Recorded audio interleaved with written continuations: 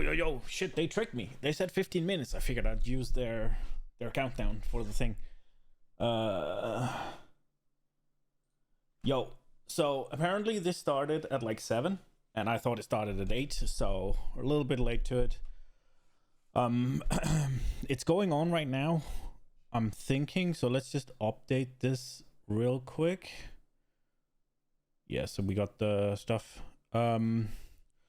Just real quick before it starts, I'm really hoping to see certain things.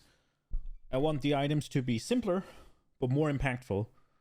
So I'm not asking for less affixes on them necessarily, but just a smaller pool of them. But the ones that are on there are more meaningful. That's what I want.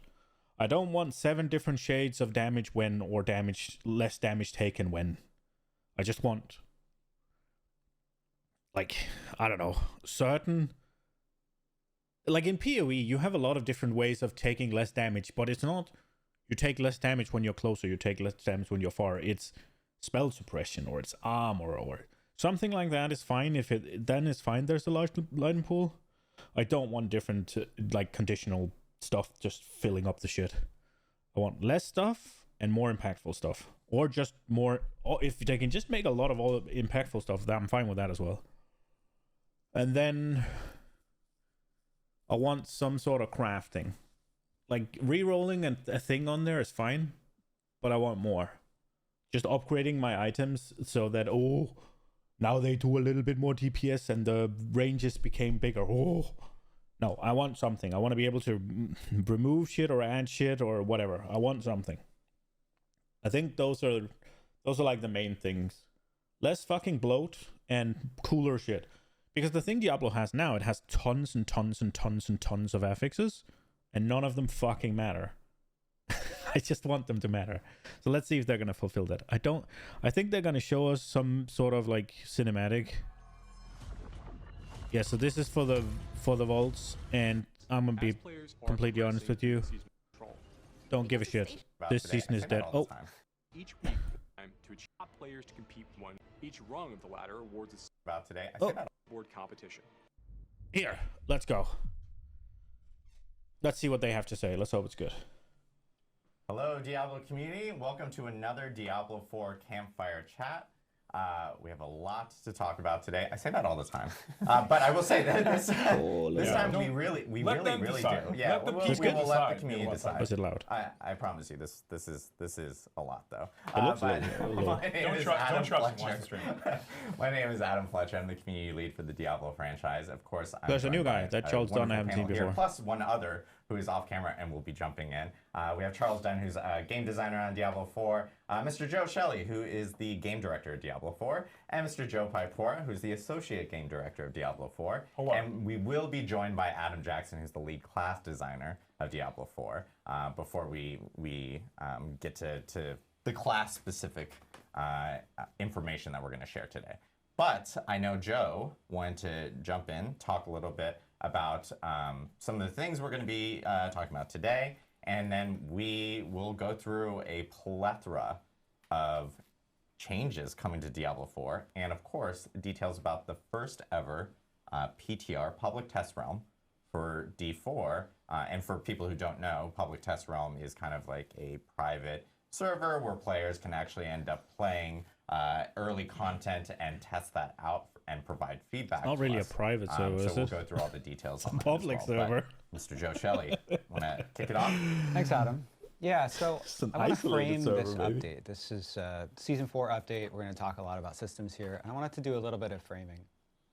When we think about Diablo, right? Diablo is an ARPG. Everybody knows what an ARPG is, right? Yeah, it's not Diablo 4. Game. But it's such a broad category, right? You have lots of games that are ARPGs, like a game like Hollow Knight, for example. Please don't try to RPG, fucking but it's defend also your Metroidvania, decisions. right? Or a game like Hades, which is an ARPG. It's also a roguelike.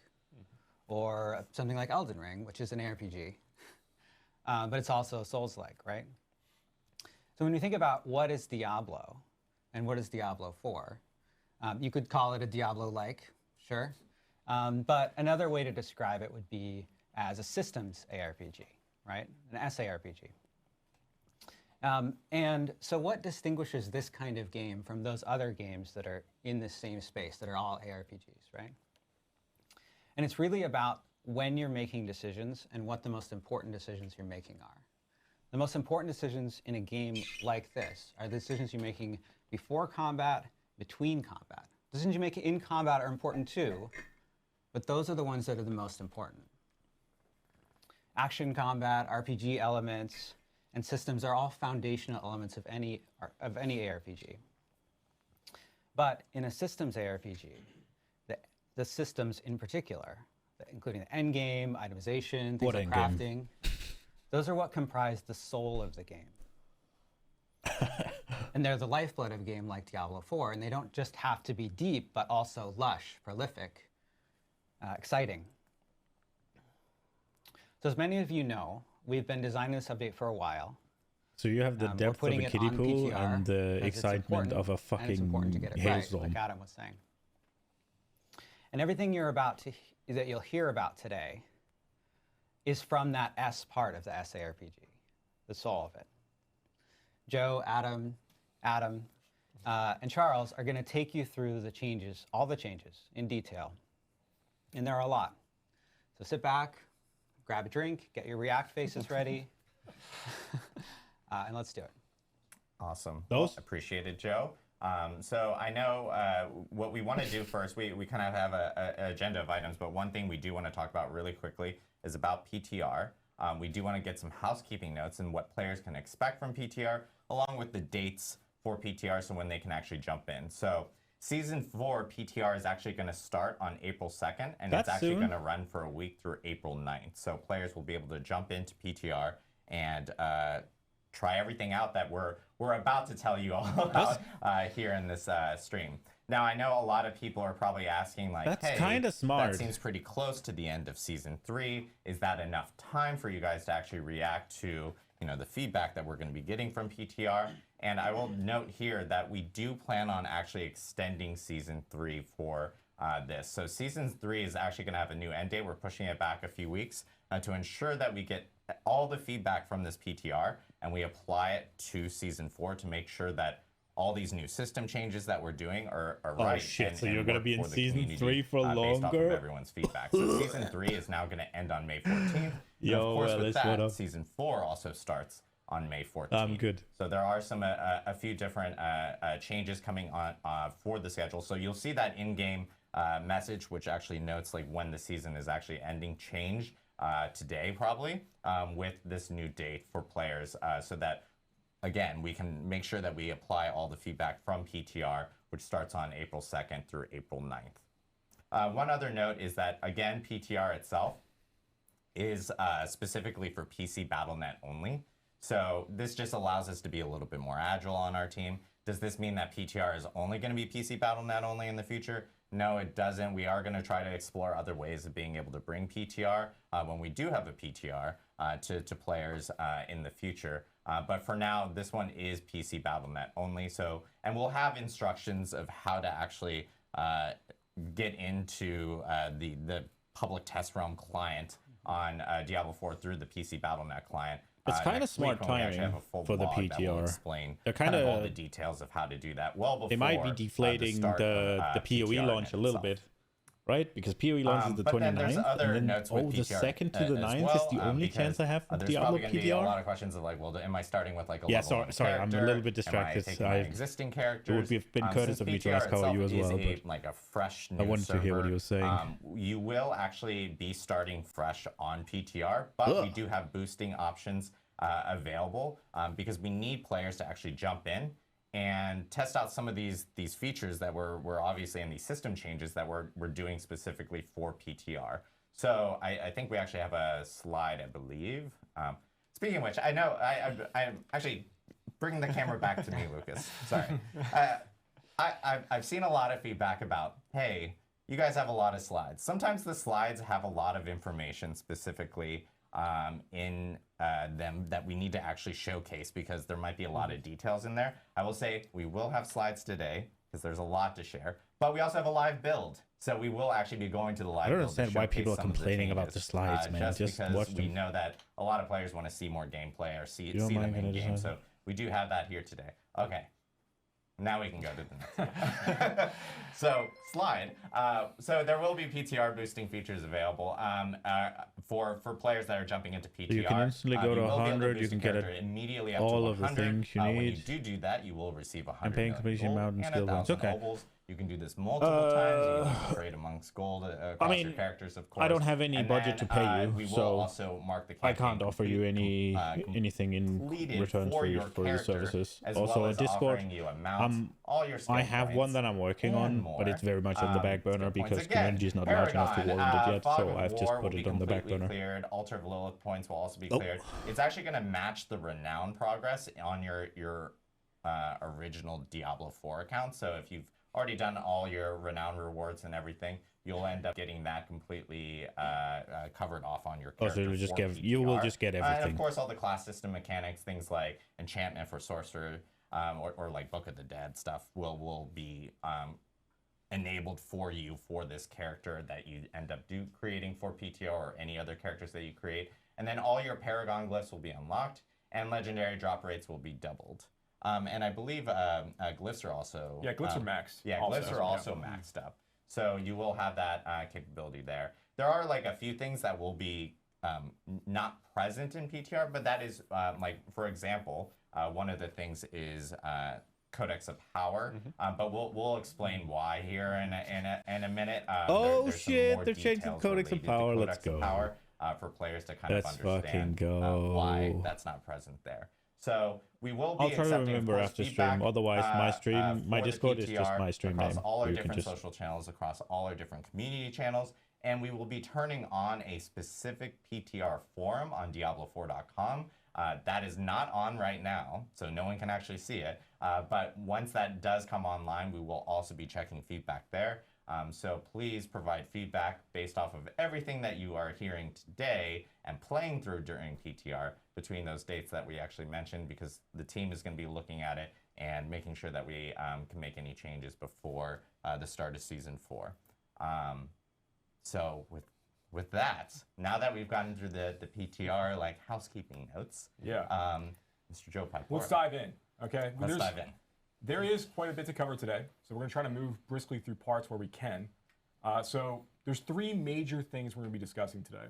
The first, Charles will be bringing us through a number of itemization and crafting changes you're going to see when Season 4 goes live. I want to also be very clear that the changes we're talking about today are all going to be on the Eternal Realm and on the Seasonal Realm. Not actually talking about the season specifically today. We're really talking about this massive item update and these other updates been happening. Yeah, that's fine. Kind of in parallel to season development during this time. So that's going to be the first part. The next, I'll be guiding us through some of the new endgame It's their content sound that's that fucked, isn't it? we're going to be implementing and integrating into the Season 4 release. And then Adam Jackson is going to be coming on to talk about a lot of the live class updates we're making across the various mechanics of the game. So there's a lot to look forward to. Let's go ahead and just, I guess, dive right in. Charles, if you don't mind taking us away. Yeah, absolutely. Let's start talking about itemization. So when we think about the itemization updates, I think it's really helpful to frame this conversation around some of the goals that we have for the itemization update. So our number one main goal here is to focus on quality of items over quantity of items. I don't mind the quantity of items in D4. Persistent points of feedback that we've gotten since we've launched Diablo 4 last year was that a lot of the items that you find in dungeons and throughout the game, you end up just sifting through a lot of items, searching through your inventory, and reading a lot of lines of text, and ultimately a lot of the items just end up being junk for you. But was never really, it never really felt great. And so that's because you have with so this much update, junk that's been our driving. It's nothing Our to number do with one the goal amount of items. is to focus on making sure that when we do give you items, they're high quality items, they're much more likely to be useful for your build, rather than just flooding you with endless streams of often if junk they can items. achieve that, that's fine. The second goal we have here is that the best items in the game, the really pinnacle ones that you get at the end game, they have a journey associated with them. As I said before, you were kind of sifting through your inventory and looking for these items, but once you found that perfect item, you were pretty much done. It was basically a complete item, and you're already done with the item. You've completed it. we think that the game is a lot more engaging when you have a bit of a journey, an investment, whether it be in time, crafting materials, and you really get to customize and make items your own and make it feel like this is for me and my build and my character. Yeah, and feel that power progression too. It's so critical to the experience. Yeah. Yeah. And the third goal we have here is well, then you have focus to on have it moments of deterministic, I surprise guess. and So no delight RNG in bullshit. the itemization chase.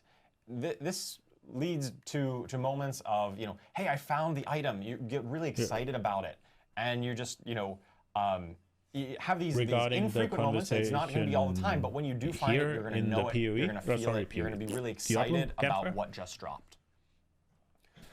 So with that, we have a number of topics within the itemization update. So the overview here is that we've got updates to existing systems, like it might be such cancer. as base items updates.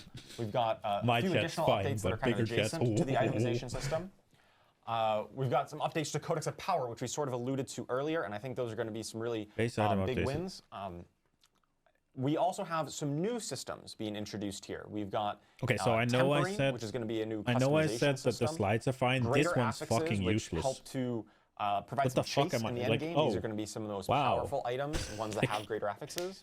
And then once you do reach that end game you don't need to with great gear, you're going to be able to masterwork it to really unlock its full potential and upgrade it to the best possible version that it can be. So let's hop into some of the base item updates. Let's go.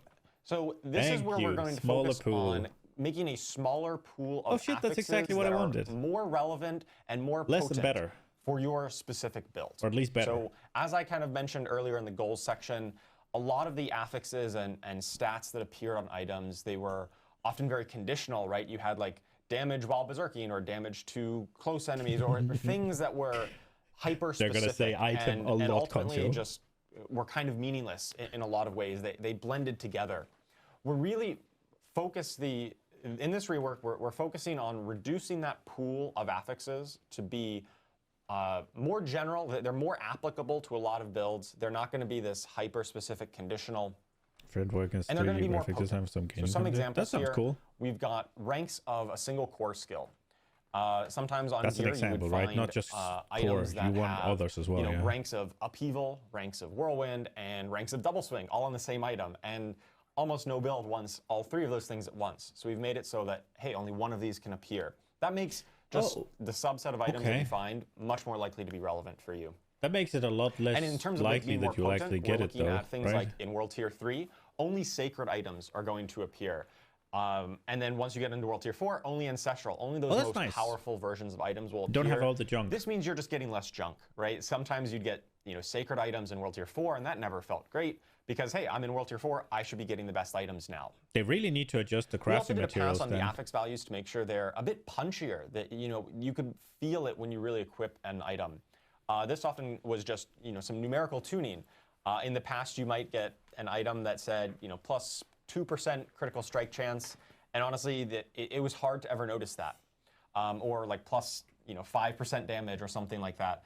And those really small values were just hard to ever notice when you're swapping it, and it never felt like you got to upgrade your gear. So let's take a look at some examples here. Oh, right. So the other update is that we are reducing the total number of affixes on gear that initially drops.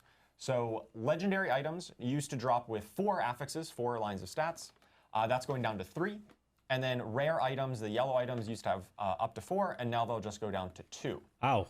And so the goal here, once again, is to really focus on the quality of the affixes that appear on the gear, rather than just the pure quantity. Calling me a C and this also gives us that's room kind of big. to build on it in some of the later crafting and tempering systems.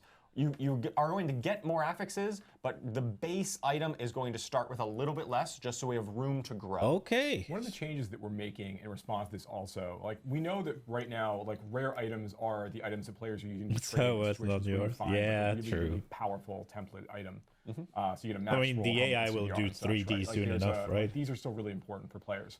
So as part of this change, we are going to open up trading to allow legendary items and unique items to also be tradable in the starting in Season 4. This is a big change for us. Now, one distinction here to keep people on, to let people keep this in mind, is that crafting on either of these items, whether you're going to be tempering or Yeah, masterworking exactly. or anything else AI is later on going to down take the road, over that entire industry. these things like enchanting does today, these make these items account bound. So you can't trade them once you get them and after you've done some crafting on them. So we think this does a great job of making sure that the trade economy is still interesting, and that when you're looking for a specific item or an item is dropped for you that a friend can use, it's going to be a lot easier for you to go ahead and hand those things around now. Yeah, absolutely, and that's. By the way, I'm gonna know. Adam Jackson. Oh, yeah, Adam Jackson snuck in Sorry, here. trading is a big deal. Very important. I'm okay taking that back. Literally appeared for trading. Yeah. Appeared for trading. So can you trade Uber uniques, or is it because that's just the unique, right? Yeah, absolutely. That's a very important note, and I know a lot of people, might have saw this and thought, oh, rare items are now, how can I trade? But now you can still be trading these legendary items that you find if they're useful for you, or you think they might be useful for a friend. Oh, and also, I should say Uber unique items are not going to be tradable in Season 4. Everything that isn't an Uber. Yeah, everything that is not an Uber unique. An Uber unique, yeah. Those are the most powerful items, and if you want those, you're going to have to go and find them yourself. That's right. Those are the most powerful items in the game there. All right, so let's take a look at a closer example here. So we've got, So kind instead of of on four, the left we have of three a now. 4. This is a boned wand of serration. This was before our update. This is what you could currently get on live. And you can see how it's got, plus intelligence, vulnerable damage, damage to shadow damage over time affected enemies. That is a mouthful.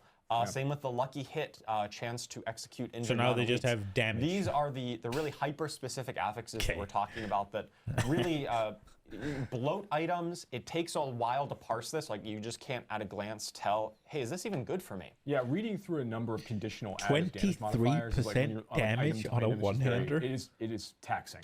Especially when you really fill up your inventory with 30 plus of these items, trying to sort through them all at once when you just really want to get back into the action, right? You want to get back into fighting demons.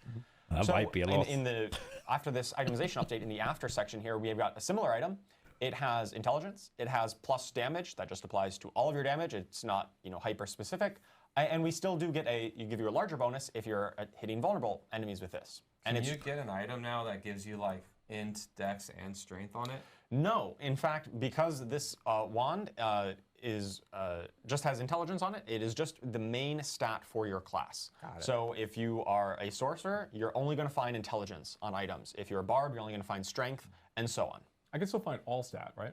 Yes. Yeah, you still have all stat, but no more are you going to find, oh, I got intellect on my barbarian. That's just basically a completely dead stat for you. Got it. Is that a dead stat though? All right. Don't you use that to activate your Paragon board other sometimes? Additional updates that are kind of adjacent to the main itemization updates. Or legendary item drops from monsters that are level 95 or higher not are sure about that always one. going to be at item power 925. That is the highest item power in the game. And once you're really facing the toughest monsters in the game, nice. we want to make sure that you're constantly getting the best possible items. This really nice. comes back to our idea of quality over quantity. Once you're at this point of the game, you don't really care about anything that isn't 925. So why are we dropping That's that not for you? entirely right? correct. You're going to be kind of graduating out of caring about item power because you just know that everything I'm getting is the maximum item power.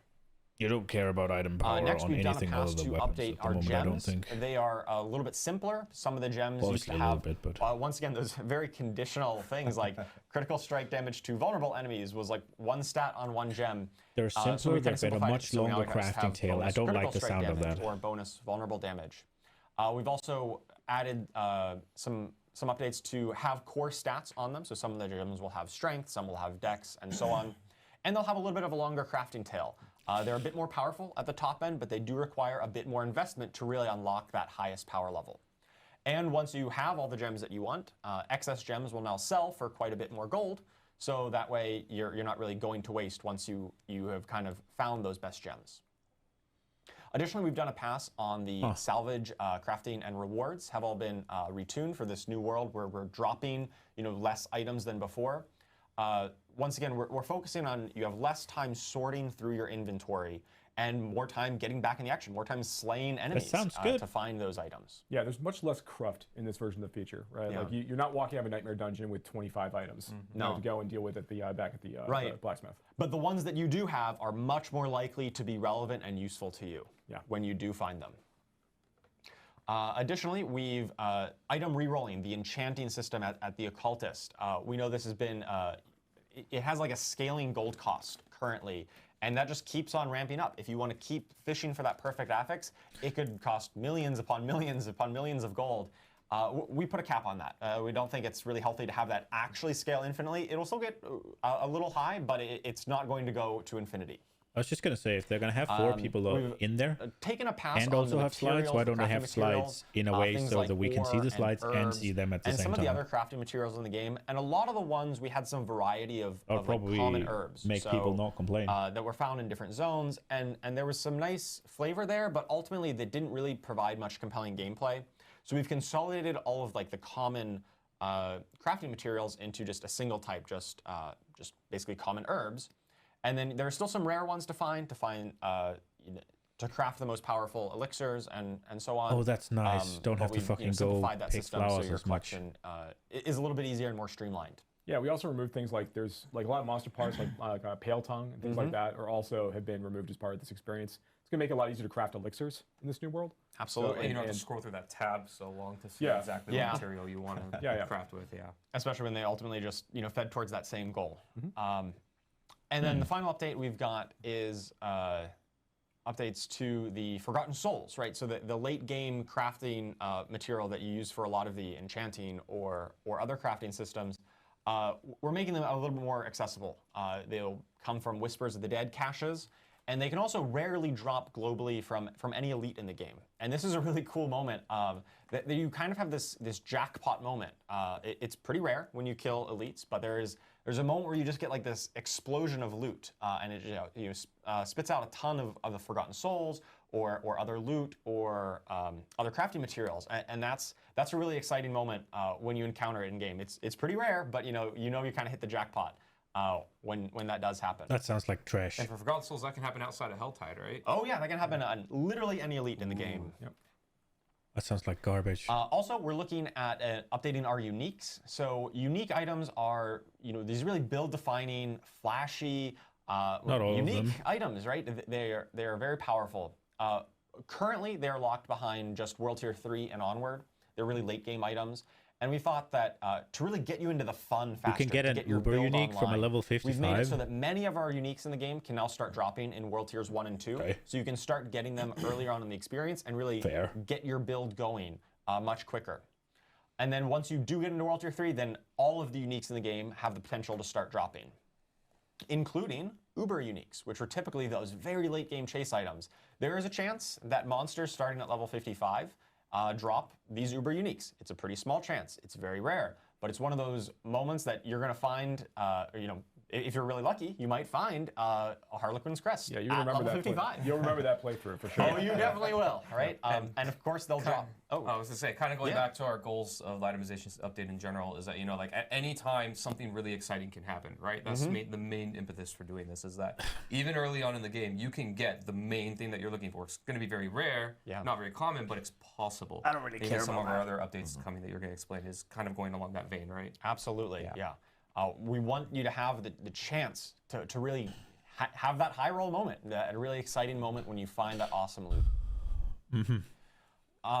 So that covers the additional updates. We've got to talk about the Codex of Power, right? So the Codex of Power is a system that has been in the game since launch, and we're making a big update here where now all legendary I understand aspects of the bringing game on different will people, start but I would have appearing in honestly the Codex just of Power. preferred if Every single Joe one. would have done Previously, this. it was just a small subset. Nothing against this guy, And I but believe we even have some in-game footage that we can talk and go through an example of what this practice looks like. makes jump over to perfect, that. right? We have behind the scenes, we actually have Ruben, aka Bloodshed, former content creator, now part of the Blizzard team here on Diablo. He's actually driving us through our Maximum build here, life but on your he weapon. Will be driving through all our Let's little go. demos that we have today. So. Awesome. Yeah, so you can see in our inventory right now, we've got Edgemaster's Siege Bow. And this has a little icon on it in the upper right in your inventory there. And that indicates that if you salvage this legendary, we're gonna upgrade it will it. upgrade an aspect in the Codex of Power when you salvage it. That's right. So you no longer need to go to the occultist to extract aspects in any Correct. way, because aspect crystals are no longer a thing in this new version of the Codex of Power. Yeah, Nice. aspect crystals are gone. It's just when you salvage the legendary, it will upgrade it. So we salvage it, we can see that Edgemaster's aspect has been upgraded in the Codex of Power. So we go to our Codex of Power and let's go take a look. So we've got Edgemaster's aspect here. That skills deal up to 6% increased damage based on your available resource when cast. So that is the This is kind of legendary nice. This rank is a good of the one that change. we just salvaged. That's a good Now this says 6% here. In game it was 12% because it was on a two-handed bow, and that doubles the range. So you just need to find the but you can see perfect it's one not once. a minimum roll.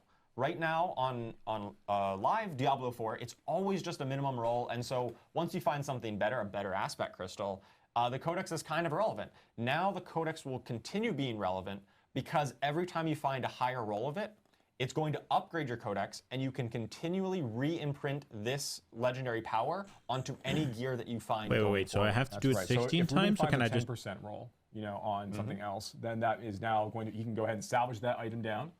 That 10% version is now going to replace the 6% version he has right now. And that's the new version that you have. So when we're talking about upgrading, what we really mean is like as you find the better versions of these aspects, they replace the older ones. Now, every time you decide you want to imprint the Codex of Power, that's going to be the version that you get from that point forward. So if you find a max roll the first time, are you just super lucky? You have it forever? You are super lucky, and you would have that forever. Yes, you can continue. That's to nice. re-imprint No it. bullshit. However, the ranks of legendaries, you won't be able to D4 find a I max think is roll worse of than these legendaries in D3, World Tiers 1 but and 2. this, when you're what just they're starting doing out your here journey. is hopefully We an have, attempt to make it better. Extended the range, so a lot of legendaries used to say, hypothetically, if a legendary rolled between 20% and 30%. It doesn't have an end game Now at we've all extended that at the range from moment. 20 to 35%. The only thing But it has those, as an end game 30 to is 35%, basically the weekly highest challenge range, mode the most from powerful D3. versions, those are only going to be So accessible in World Tier 4. it's not good. I in would the stick to later games. So PoE. this does give you a bit more of progression. So But you maybe can find Season it early, 4 and you is can gonna upgrade be it, fire. But then you're going to find even better versions as you progress. They're through making World good Tiers. changes right now, but whether or not it'll be enough is a good Go question. back to the build really quickly because Ruben, if you can pull Bring up up that the Codex Codex of again. Power really quickly. Show the UI a little just to bit show here. the UI Yeah. because one big thing is like there. I know we glazed over this really quickly, but there are filters, ways of searching through everything, which is really nice. And then You of course, also on the have to icons be as aware well, I that think there's people a, are probably seeing these numbers. They're saying associated. that they're I know gonna that, do it's yearly upgrade updates. Something that is changed obviously with this Yearly- new Codex of yearly Power, where DLC. It's showcasing like, hey, there's a golden version of Aspect of Quickening Fog right there, which is already showcasing, hey, you have it completely maxed at 16 out of 16. And of course, there's different ranks as you're kind of like leveling up throughout the Codex. So Power and finding likely different after aspects. Season 4, there's Yeah, going to be a I DLC. really love that gold border to really indicate that, hey, you found the best version, you've kind of completed this. And some of them, you kind of cheat on it, right? Things that only have one rank. As soon as you unlock it, you get the best version. Yeah, that's an example of one that you could max out in World Tier 1. You probably could, right? But most How of does them your- have now are you up to blasting 16 now? Is your ranks build is kind of our standard, popping? for the most part. And those highest ranks are just going to be in the later world tiers. And for a lot of these aspects too, when we went to 16 ranks on these, we actually extended the value, the power of these, and potency of Upwards. these aspects Yes. upwards. Right? We didn't Yes. water it down. We actually extended it up. Yeah, for the most part, these have increased in power at the highest level. Been playing just WoW to make from them really 2012. rewarding in World Tier 4. Yeah, but you have to find pay it. for And it, right? I'm So sure it's there's not people just paying asking the $70 specifically for about, Diablo hey, is 4. this a It's seasonal also, thing? Is and this they're an talking about eternal upwards of thing? 100 is the rumors This is right everywhere now Yes. forever. for This This is DLC. the new world. This is the This is new world. that's right. All the updates we're talking about today, Correct. once again, are for the Eternal Realm and for the Seasonal Realm. These are not seasonal updates only. Yeah. They're coming with Season 4, Yep. but they are applying to the whole game Yeah. for And everyone. I do want to note, like Codex of Power with seasonal characters, of course, will end up change like every single time. It there's does a new reset. season. Yeah. Getting Yeah, more you used to will. changing It does capacity today. and But, doing but, yeah, TMT. but eternal Nice. characters, will Lasting. just You have can it actually forever. fill it If out. there's no Eternally. Yes. Eternally. Of course. There you go. All right, so No that was a physical ton reflect, on yeah. You can the do systems elemental that reflect, already yeah. exist in the game, right? The base item affixes, the other updates, and Codex of Power. But there's also new systems coming. We're not done with That was itemization. updates to Halfway existing done. things, but Yeah, we have let's got a lot of new stuff. So let's talk about tempering. Tempering is That a is new crafting, yeah. system that will allow you to add really cool new affixes to your items. Jump in And at so time. I really just want to I did highlight that, yeah. I that did this that is not just Monday taking as those old really conditional nitty-gritty aspects or affixes. This also includes a lot of really new exciting affixes as well that we'll showcase a bit later. Things like a chance to cast bonus projectiles, increased reflect effect is a bitch. size of your skills, and other ways of talking directly to individual skills. A lot of this lives in tempering. And so this way you can really customize your character specifically to your build and the skills that you're using and the way you want to play. Okay. So you might be asking, well, how do we temper? We've got tempering manuals. So these are items, manuals that are going to drop from most content in the game. This isn't something you need to go target farm. You're just going to find these as you're playing. Okay. And these manuals are going to be a list of possible affixes that are kind of themed to individual builds. So if you are a bone necro, for instance, the manual for bone necro might have things specifically to bone spear and bone splinters. Yeah, and bone spear. When you I'm do probably the not too tempering, bad. Which is You'll done have at the to do the blacksmith, same in it will PoE attach a random with one of the veils affixes from stuff. that manual onto the item that you're tempering. Depends on how many And if you there don't are. get the exact one that you want, or you don't get And the the roll drop that you rate. want, you can re-roll these affixes up to the item's tempering durability. Now, this is a lot without What? an example, so I think we've got an example where we can just let's show walk people what it through, looks right? like. Yeah, so here's some screenshot examples of the actual recipes that appear. So on the left, we've got the Manual of Natural Motion. This is a generic recipe that really applies to any Wait. Do I class. have to find a It's got recipe every variety time? of movement speed options on it. So you've got, you might just attach movement speed to your gear. Maybe you get a higher value of movement speed, but only after you kill an elite. We have the option to reduce your evade cooldown or give you mobility skill cooldown reduction. We've tagged a lot of skills in the game with mobility tag when things like teleport or charge. And then on the right, we've got one that is more specific to necromancers, because this is the bone necro one that I mentioned before. So we've got a chance for bone splinter projectiles to cast twice, chance for bone spear projectiles to cast twice, increase the size of your bone spirit explosion. Use this item to unlock a new recipe. Or increase the duration of your bone storm. So if you're a bone necro, one of these is probably going to be pretty relevant to you and will be really a cool way of customizing your character and your skills. So here's an example of the UI. So on the left, we've got this choker of ancestral charge, one of my favorite. What a legendaries, weapon! currently Nice. on season 3. Pouring chaos up. Yeah.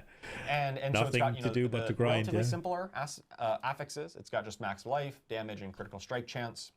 Okay. And we go to the blacksmith. We put it into the menu here, and we can see that there are kind of 6 categories, with 5 of them being highlighted.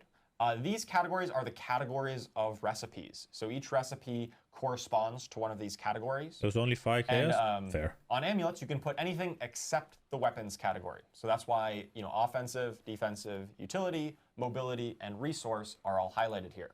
Okay. And once we go through this, we can do this twice because most items can only be tempered once. You can get just one affix on them. But ancestral items, these really late game World Tier 4 items, can be tempered twice from 2 separate categories. So you can't put, say, 2 defensive ones on there. You're going to diversify. And in this case, we've got charge cooldown reduction added on the right. And we've also got some bonus damage while berserking. So we've got an offensive one here. And then we've got a utility one that gives us the cooldown reduction. Okay. Do we have a live example of this, of going through this actual flow, so we can kind of show you what this ends up looking like? Yep. Once again, yep. That's right there. Look. Points. Walking Points in. at the blacksmith. Yes. So in here we've got he's making our a bow bow of branching volleys. We can put in here because this is a weapon. We can attach ones from the offensive category, and so here's all the examples. We've got 5 different recipes that we've unlocked here, depending on how we want to build our character. So if we want to do, roll say, 1 in 4 marksman for what you skills, want. to put on there, we can do marksman man, finesse. why? And this will give us either bonus marksman damage. Why don't we just temper it and see what it looks like? So we get this flashy animation that comes in. That's and gonna we be get to annoying. See, hey, we added 29% You marksman called damage. Yep. Right? Actually worked out quite nicely, yeah. Yeah, that's awesome. So Not scripted, by the way. definitely not scripted. So yeah. Actually, it wasn't. But It actually was. you were actually. And then he can do it again. In the grips of RNG. Yeah. One thing I want to call out also while we're looking at this is that so we are in the season 4 update, or this PTR update that we're Wait, it talking said about right now. 29%. He has This is, 34. this is our first PTR update. There's a lot of changes we have going in, and there's some things that are going to be are kind of in What? the middle of being polished now. It said or kind of being 29%. wrapped up He in has some 34 depth. there. there's gonna be some things that players will Not see on the scripted? PTR. They're gonna feel like, oh, this is like Huh? not quite like what I expect. Or there's like they might find Not bugs and things. scripted? That's kind of the nature Are you of the sure PTR about that one? experience. We want you to report those, like Adam called out a little bit earlier, and get your feedback on the experience. Yeah, that's actually a really good reminder, because I think a lot of people haven't experienced PTR, especially if you're like kind of new to Diablo and you do jump in. PTRs will have bugs. It is an early look at the build. Yeah, so there will be bugs, polished things that won't be incorporated. So yes, provide feedback on all those things so that we can actually Do they hear actually? those They and have to make say that changes because to the it. But if we world throw is back so to Ruben real insane. quick, Like thing I it's a wanted to point out was, PTR, like, it's a when test the realm. masterwork, Obviously, when it's the not going to tempering be process finished. went through, so you got 28% for the that marksman damage, but the item itself got a slightly different number. There's just a bug that we've identified that we're in the middle of fixing right now. Okay. Right, that's just Yeah. a display it's not bug, a- but this yeah, is it's one just of a the bug. things that we're working on, we're aware of, and going to polish up, because that's the nature of game development. Just for the right? eagle-eyed among the viewers. Yes. Yeah, this is That's the thing. me, the eagle-eyed All right, among so the viewers. a few other things to call out here. Let's actually close this menu and then take a look at when it's in there. We can talk about tempering durability a little bit. So you can see when this is in here, we've got tempered affixes, 1 out of 2, because this is an ancestral item. You can temper it twice from 2 different categories. So you're going to be able to put 1 weapon and 1 offensive on there. And then there's this tempering durability remaining. He did. So this is how many times I you wish can he would directly re-roll call the out my tempered channel name. affixes. The first ones that you attach should not be consuming tempering durability. I think this one might have one of those bugs where it did consume it, but ultimately this is going to be the number of times you can re-roll. Yep. You're- We're actually going to update the string. I think it's going to literally be called tempering rerolls. Re-roll. Yeah, Okay. to make it really, really clear. Yeah. Yeah. So yeah, this is the kind of things that Okay. we're actively working on, and we love your feedback on to make sure that we can get this right. And So really communicate essentially, the way you the have system 5 works. chances to roll both So we've the attached right, an offensive both affix onto this. high Let's take and a look at some of the also weapon ones that we can the right attach one. on. So here we've And got if you ones don't- that oh, shit. not great. Well, Live build. Yeah, live live build build. indeed. Live build. Well, so we can talk through what would have happened Yeah. there. Yeah. Right, so when you would attach the weapon category, those are often the ones that Scripted are crash the more, to make it seem not I would say scripted. more interesting, right? The bonus projectiles, the bonus effect size. Yeah, that was it was the weapon category that had a chance to create different, like multiple bone splinters, or Yes. twice rather. Yeah, Yeah. That's in the weapon category. So there we would attach one of those. You know, maybe we'd get a chance for rapid fire projectiles I like to this. fire This an is extra cool. time. And then when we do that, I'm you know, not maybe super we actually into wanna play it a being penetrating shot RNG build, right? and it Maybe having a rapid fire's not limit that as to great. how many We times could you can consume do one it. of the tempering durabilities to re-roll that and try to get that bonus rapid fire projectile ones that we want. At least people now believe it's live. People still think we weren't doing it live. Looking at it. But yeah, I know we're getting the build back up here and everything. But There's a lot of really cool new affixes in general inside the tempering system. Like I know that, like I've been playing a lot of season 4, like on our dev build, and I'm playing a barbarian right now. And I've been playing a lot with Dust Devils, which I know we'll talk maybe a little bit more about We're later. gonna talk about I love Dust me Devils. some Dust I love Devils. Dust But there's like opportunities to like spawn, like instead of spawning 1 Dust Devil, you'll spawn multiple Dust Devils, Dust Devil size. There's a lot of really in duration. Like there's a lot of really neat new things to play with to build upon other like playstyles. I think it's really fun. Yeah, that's really the goal of tempering is customization and really cool new ways of building your character. That's not just plus damage. There is still some bonus damage as you still need to in order to actually do damage, but there's a lot of ways you can customize your skills and make it really your own. Right what now, they showed wasn't you really can interesting, just temper 90, legendary 29 items. maximum damage. But if there's more projectiles and shit, it's cool. You can't temper unique items. Correct. Unique items, kind of what you see is what you get, right? They drop still with the 4 affixes for the most part. Those are going to be unchanged. You won't be able to temper onto them. With tempering, yeah. With tempering, right. And then we a showed the pretty tempering big durability, sacrifice. as far as tempering rerolls in this case. So the idea here is that like when the player has, I feel like you should be able to temper one thing onto your uniques. I think that would be better. At the end of that process, you simply can't temper two, any longer just on one. that item. There's not a way to reset that item back down. One of the goals that we have for ourselves in terms of like trying to have higher quality drops in general is to make it so it's a little bit easier, and also ensuring like it's easier for you to reach those 925 capped items when you start to really deeply engage in features like this. is you want to make it a little bit easier for you to go find some of those really good baseline template items for you to start building on top of. I mean, as so opposed to far having it so be good. like, I I'm need to definitely find, thinking I'm like giving season 4 70 a shot helmets now. in the hopes I find Just a based on max what they've roll shown cooldown already. reduction on it, right? Like we're in a different place now. Even if if season 4 in seems addition whack. to the crafting, the trading changes that we've made as well. I want to make it a little bit easier for you to find some of these things, between it being a lot easier to have drops that are relevant for you appear when you're doing various types of content, but also that if you're playing with friends, there's opportunities for you to maybe trade some things around at the same time. Yeah, I think you make a really good point about finding really strong base items to build off of. And I think that goes great into our next point where we talk about greater affixes. So greater affixes are affixes that appear in the late game. They are more powerful versions of the normal affixes. So they come at a 1.5x multiplier on the affixes max roll. So let's say a hypothetical affix might come between like 50 to 100 of a stat. If it rolls greater, then you actually get 150 of that stat instead. Instead of the roll, it always comes in at max. So it comes in at that 150 mark. These are really exciting drops when you get into the late game. They're going to be immediately obvious whenever they drop on the ground. They're going to have a little change to the UI, so you can see it right away, and you know, hey, that one has greater affixes on it. Are we And getting that's going to be ones that Titanfall you're really going to want to pick up and make For sure that you Diablo? take a look at, and then you really want to build off of them Okay. because they're some of the strongest affixes in the game. I think we've got an example here. And one other note, these, as I mentioned, they're late Uniques with game. it? They only appear on Ancestral Legendary items and Ancestral Uniques that are dropping in World Tier 4. I think we can zoom in on the top one here, where we can see we've got a little like some Roman numerals at the end of it, 2. That indicates that this pair of gloves has 2 greater affixes on it. Are they going to have And when you Uber actually go pick it uniques up, with we can take a greater look at the tooltip affixes? of the item itself. And we can see that intelligence here is highlighted, and so is critical strike damage. And these roll at the max roll, and I think we've got a comparison kind of between you know, a standard version. So on the left is a you know, a non-greater version of a dagger. You've got, say, 74 dexterity, and maybe it rolled between 70 and 84. But on the right, we've got a greater version of dexterity, and that's going to always give you 126, which is 1.5 times the 84. Same with the critical strike damage down at the bottom. So if you find the dagger on the right, that's a really good one. I mean, not only do you have 2 greater affixes, you also max roll the attack speed in between. That is a great base item to start building through the tempering system. Oh, fuck.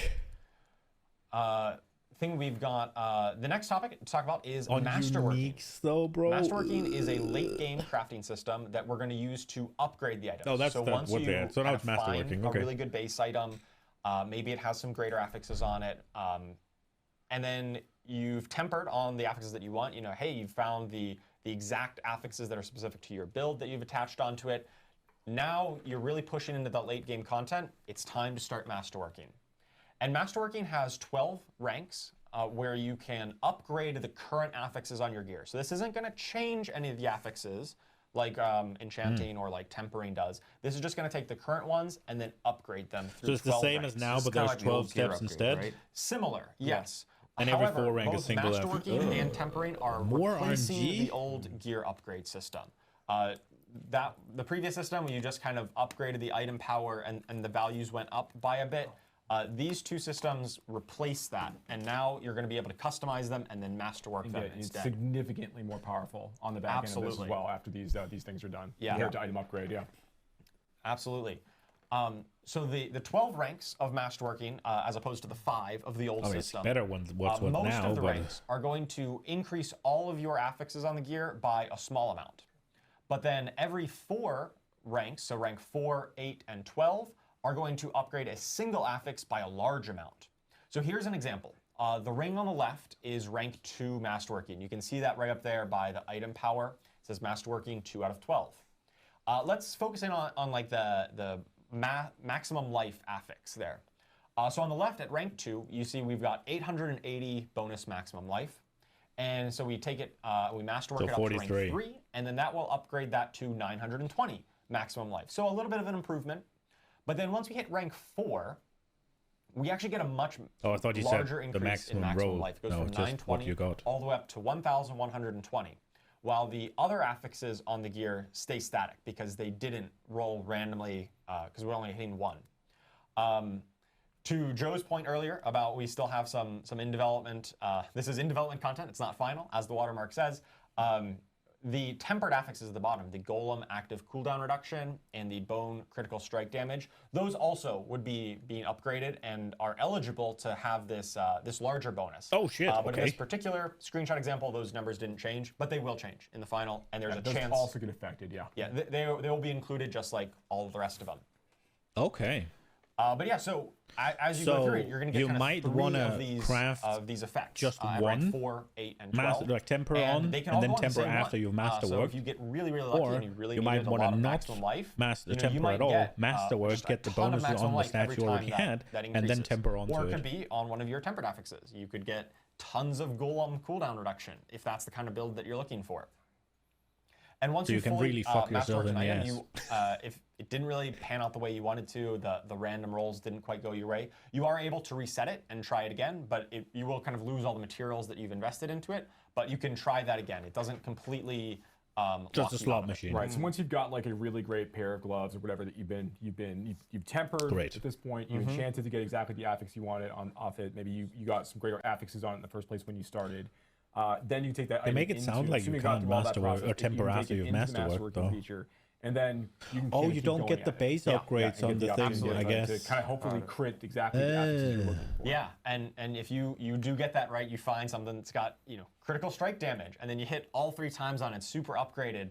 That's going to be like one of the best items in the game that probably no one else has one exactly like that because you really needed to hit the right one every time. That's going to be a really powerful item. That sounds great. is gonna be Something very nobody memorable else when you has. get all I'm that so coming excited. together. Something I will I never think we got have. an example here to really highlight all of these systems taken together. So on before, this was that boned one restoration that we talked about right at the beginning when we talked about paring down the affix list It's to better just than more before. simple intelligence, damage, and vulnerable damage. And on the right, we can see it after it better has than been before. tempered. So we've got bone spirit damage. We've got Depending chance for on how bone expensive splinter it is. projectiles to cast twice. And then we can see intelligence has been highlighted in blue. That means it's had one of the upgrades from masterworking. So that and is the damage essentially means stat on here has that been upgraded twice. 40% That's of why your it's in yellow. items, When we got item up to power masterworking comes 12. from crafted And you can stuff. see how we've taken this progression. Unless you're this item using uniques, progression, right? And so here, once you got it all the way up to masterworking 12, this is really kind of the pinnacle of what items can be in our new itemization world. So one thing I want to highlight here is that the total depth of what an item can do and the complexity. You can still make an item do a lot of different things, but on that before side, when you're looking for items that are dropping, that's all that you're going to parse through over there. It's just like With these 3 changes, are you affixes, going to make I get the vulnerable ones I want, multiplicative and again just then? do that very quickly and parse through a lot of items that way. But So that's more you're going to be exciting. slowly, introducing that complexity over time to your items as you upgrade and masterwork them. So you're going to be building the items that you really want to be using. It's mandatory now, anyways. Absolutely. The way in you terms look of at like it here. looking out on this, I think it's fun to call out like it is basically 5% upgrades to your affixes during the regular masterworking process, and then there's 3 randomly selected 25% upgrades to the to one of those affixes. So if you're very, very fortunate and you manage to triple up on a particular stat, you can do the math. It's a tremendous, tremendous upgrade for that affix overall. For that slot. If you want to go hard into one affix, you can go really hard into You one affix. go really hard on potentially. CDR in this world, right? I'm it's- terrified. Yeah, absolutely. it's gonna be awesome. You can Super go awesome. hard into CDR, Yeah. yes. Or really hard on bonus projectiles, because those are cool and or flashy. bonus projectiles. That's Yeah. actually true. Yeah. gonna be really CDR, sweet. boys. Bone spheres everywhere. Let's Absolutely. go. But of course, you might be asking, okay, new items are great. Well, what am I going to do with all of these new items? Before we even bridge to me, okay, this is a really good bridge. So two things I want to call out. Endgame? One, masterworking works on unique items. Correct. Yes. So that some of those really, really cool affixes that can appear on unique items, not the power of the unique item, but a lot of like the really specific unique affixes, those all benefit from the masterworking process as well, which are really Oh my significant, fucking right? god, Uber uniques. So I think that there's something really, really fun Hit there. that fucking Shaco. Also, you can make sure that like when some of these unique Plus items are 4 dropping, they to also all can have skills greater with a affixes attached to them. 25% 3 So those times. same unique affixes that we're talking about, like that is huge. Like now you get an extra like 50% value on top of that. Yeah. So like you get 50% value on top of a unique item affix, and then on top of that you masterwork it. It can get really, really bonkers. So there's a good Yeah, chase sounds in, great. involved Titan in this. forging But, uniques. like even allowing for like I player need trading this and everything unique, else, and I there's need it to still, like, roll lots of really quadruple exciting stuff greater for players to FX. find. Let me just farm. Yeah, and the other thing I've seen a little bit of this in chat as well is like a lot of people are going like, hey, when when are we actually able to experience this? PTR. PTR. Well, first PTR, and also at the same time, this is something that does start immediately with Season 4 when Yeah. it begins. Yes. This is all the items. I'm definitely playing all Season the 4. itemization They're getting a chance. changes This is good will enough to start give them a with the chance. Start of Season 4, because I know a lot of people were questioning because they're going like, well, we had heard Gauntlet in the past, and then Gauntlet actually started mid-season. The itemization changes and all the changes you're Just kill hearing this today random will start cow. at the right at the beginning of Season 4, which is on May 14th. PTR. Not even being the on cow April level, 2nd. just cow in town. There's a couple other things I also All want to levels say. Doesn't fit 95 neatly monsters into- drop No, you go 925 first, you go items. first. All right, I want to clarify something because I know it's going to be a lot of questions that people have on greater affixes. Yes. So greater affixes, the way that you get them is you can only get them from things that drop. So you're actually looking for that moment when you kill the mob, kill the enemy, the loot drops. That's the exciting moment that we're targeting. Enchanting is still going to exist. You can still enchant your affixes like normal on those 3 ones that drop. You cannot enchant into a greater affix. You can enchant out of a greater affix. So if you choose to, if you've got like a 1 greater affix item, you can enchant that greater affix to something else, but it won't change to another greater, and you can't change anything into a greater. It's all about killing monsters, finding that moment that is really exciting when the item drops, seeing if that works for you. Those So I greater just wanted to affix better clarify be how common, man. enchanting works and kind of what we're looking Otherwise, for. you have to find the absolutely. perfect Focusing item on the with drop. the greater It's moment affixes. of Drop is the excitement when moment you of get it. excitement that we're going for. Well, not common, Right, just and not one other thing super I want rare. to call out as well that we didn't talk about already, and that is there's a lot of other changes that we haven't actually discussed here that you'll see when we get to play in the PTR. But one of them I think is really cool is we actually add a bunch of other new baseline rare affixes that can appear on items. Yeah. That like players haven't seen before. Yes. You know, Yeah. so there's as an example of a few of these, we have like Fury per second. You know, can appear on items, which is very, very exciting and very interesting for my barbarian friends. Transformative. Yeah. It's very transformative. Like there's a number of other ones like life per hit. You know, is now something that players can find as you're going through the experience. Like, are there any that you and thought also- of that are kind of cool or? And also ones that are cool and powerful that appear on different slots. So previously, weapons almost always had bonus damage of some sort. We've extended that, so a lot of weapons can now have resource cost reduction. They can have bonus attack speed and other things that increase your output through not just saying damage to a damage, certain yeah. way. More interesting ways of increasing your output. Yeah, very cool. To me, bonus projectiles. That's just the most popular. I'm terrified of it. It's so cool though, but it's gonna be is really pretty sick. cool. Having bonus projectiles drop and then have that potentially be a greater affix when And it then you grows, and then you masterwork it, now masterwork you're- bonus projectiles, Yeah. and it gets silly. Yeah. They have to update their I tags know then. We want to talk about some end game stuff that's coming to the game. Oh. Actually, maybe we leave that for the end of the stream. Oh, the itself, end game for the end. Before we go into Q&A. Is there? I'm going to ask production here. I'm going to pivot them. Is there a way that we can jump to class changes coming to Me next? Yeah, you next. I'm We pivoting. got kind of a shrug, so like, I think so. Yeah, we'll go through the end game stuff here because we do have a lot of additional things that we still need to talk about that even pair with this itemization, these itemization changes. But we'll jump into class changes really quickly. and then Sure, we'll we jump can go back to me the next. Do it. That's Yeah. fine. Do it. Take us away, Adam. All right, so Don't have the stonks, are we I ready to beg go? you. He Yeah, will. Okay, so we've got kind of 3 big goals for class updates. We've got a lot going on. I'm going to try and breeze through a little quick in the interest of time. The first one is going through a very high volume of meaningful class updates. And what I mean by meaningful is, not just moving numbers up and down on things that exist, but kind of either updating systems of how things interact at a systemic level, or adding things that are really, really powerful and are actually going to move the needle and change how you interact with the class or the skill or the legendary or whatever we're changing. Next one is making flat damage effects more viable. So by flat damage, I'm talking about things like dust devils, earthquakes, good. dancing bolts, all these things. I talked a few campfire chats ago about how I wanted to make these things like a lot more viable and scale better, and we're going to be making good on that in Season 4.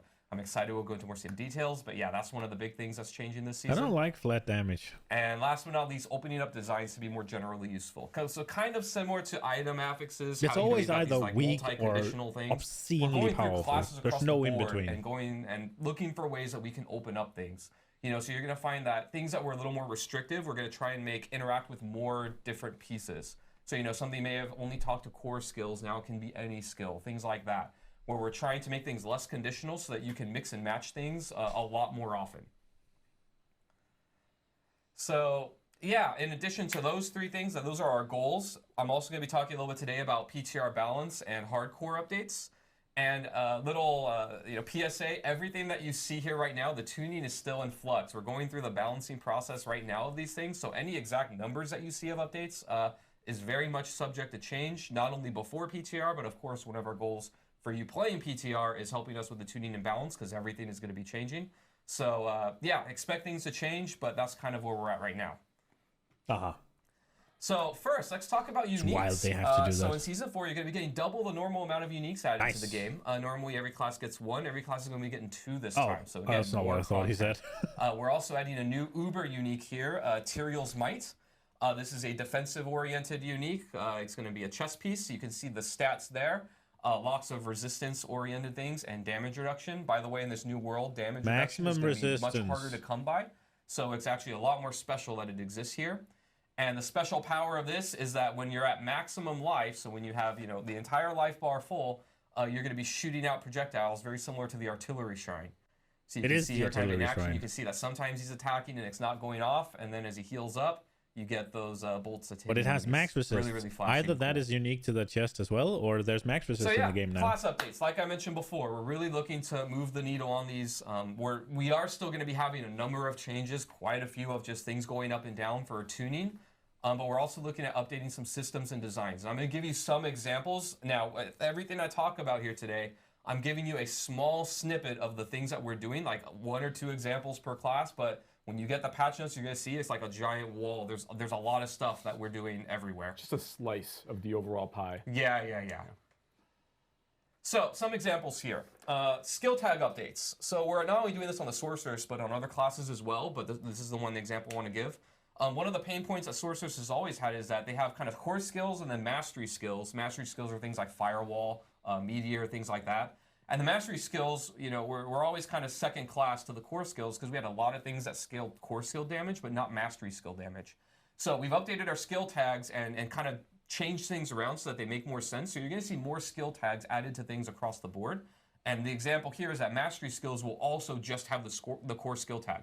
They'll be considered both mastery and core skills. So all your core skill damage bonuses, interactions, all that stuff will just work now. They're going to get powerful.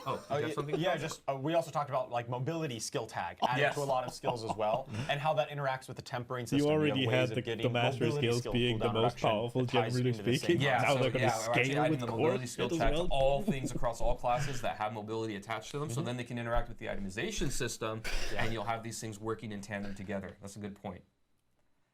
Yeah, so now some other examples. Frozen Orb on the Sorceress is getting a lot of love. Before, when you cast it, it would go an exact set distance and then blow up, but now it's going to go exactly where you point it at it to with your cursor. So you're not going to hit your life if you run into like a suppressor elite, for example. You can actually make it fire point blank or all the way across the screen. And we'll actually be showing some video of that as well later. We also have a new unique that we're going to have video of that's really awesome. So Frozen Orb Sorceresses are going to be really happy this season. So I guess and Frozen next, Necromancer. I've been talking for a while about Necromancer minions and how we're going to make them better. We're delivering on that in Season 4. The first change is that they're going to inherit 100% of the player stats. What? So, your crit chance, crit damage, all those things, they're just going to inherit it from you. So they're going to scale way better with you, the player. All right, well, and this is not only going to apply to Necromancer minions, but all minion types in our game. Things like Druid Wolves are also going to be inheriting this and are going to get a pretty big power bump. We're also looking. We took a look at the Book of the Dead, and basically revamped everything. All the upgrades almost are getting some type of either number or big functionality change, and I'm going to be going through some examples there. But it's just going to be a lot more punchy. We're not only looking for effectiveness here, like making things stronger, but we also like the rule of cool, where the things that are awesome and look cool and are visual are going to stand out more, and so we're trying to do that as much as we can. So next, let's talk about game balance. So as I kind of alluded to earlier, the landscape of everything is changing pretty drastically, right? Itemization is going to be changing a lot of how player power works and how things work in the game. We've got a lot of class updates that are going to be changing how things are. You can expect a pretty big shakeup of like just how all the different classes and builds perform. Like it's going to be a brave new world really here. But normally we promised a while back that we're going to do lists of everything that's perceived as a nerf. I'm not going to be going through every single thing today. You'll be able to see everything in the patch notes on the PTR, and that's mostly in the interest of time, just because there's so much change that's happening. But I am going to give you, a snippet to make to do good on that promise of kind of how the game is now and some things that you can expect that are going to be lowered in power in the future. So some examples here. Generally, Tybalt's Will, everyone's favorite pants, right? And not only is it really good because the effect is good, but also it's damage on pants, which makes it really, really good. That damage amount is being reduced. Same with Banished Lord's Talisman. Both of these uniques are insanely powerful. They're still going to be really good after this, but the damage is just being lowered. Which so one is that? Other things can be competitive. Well, Next, that's the Barbarian, overpower one, right? everybody's favorite charging class. First thing that we're doing is, many of you may not know this, but when we launched the game, we actually gave them 10% inherent damage reduction. Oh, This was surprised back why they when, can do the melee best. classes in general and the Barbarian were having trouble in the early game. Our game balance has changed radically since then, and we don't feel like they really need this anymore.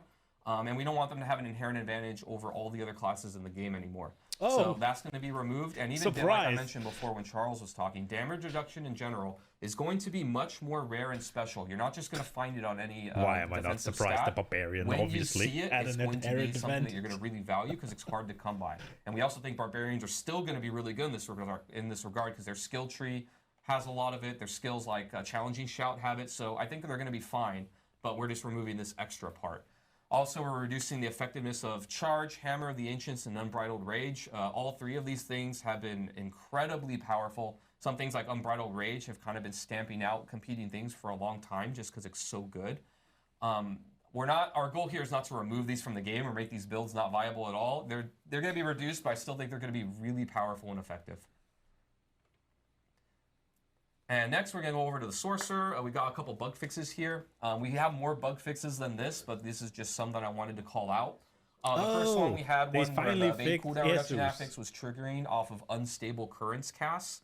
And so what this basically meant was you equip those boots to have evade cooldown reduction, and then you use unstable currents, and you had like infinite uptime on teleport evades. Which made you just teleport around forever. That's a cool This bug. has been fixed, so now it's only going to work with intentional casts now, as it was intended to.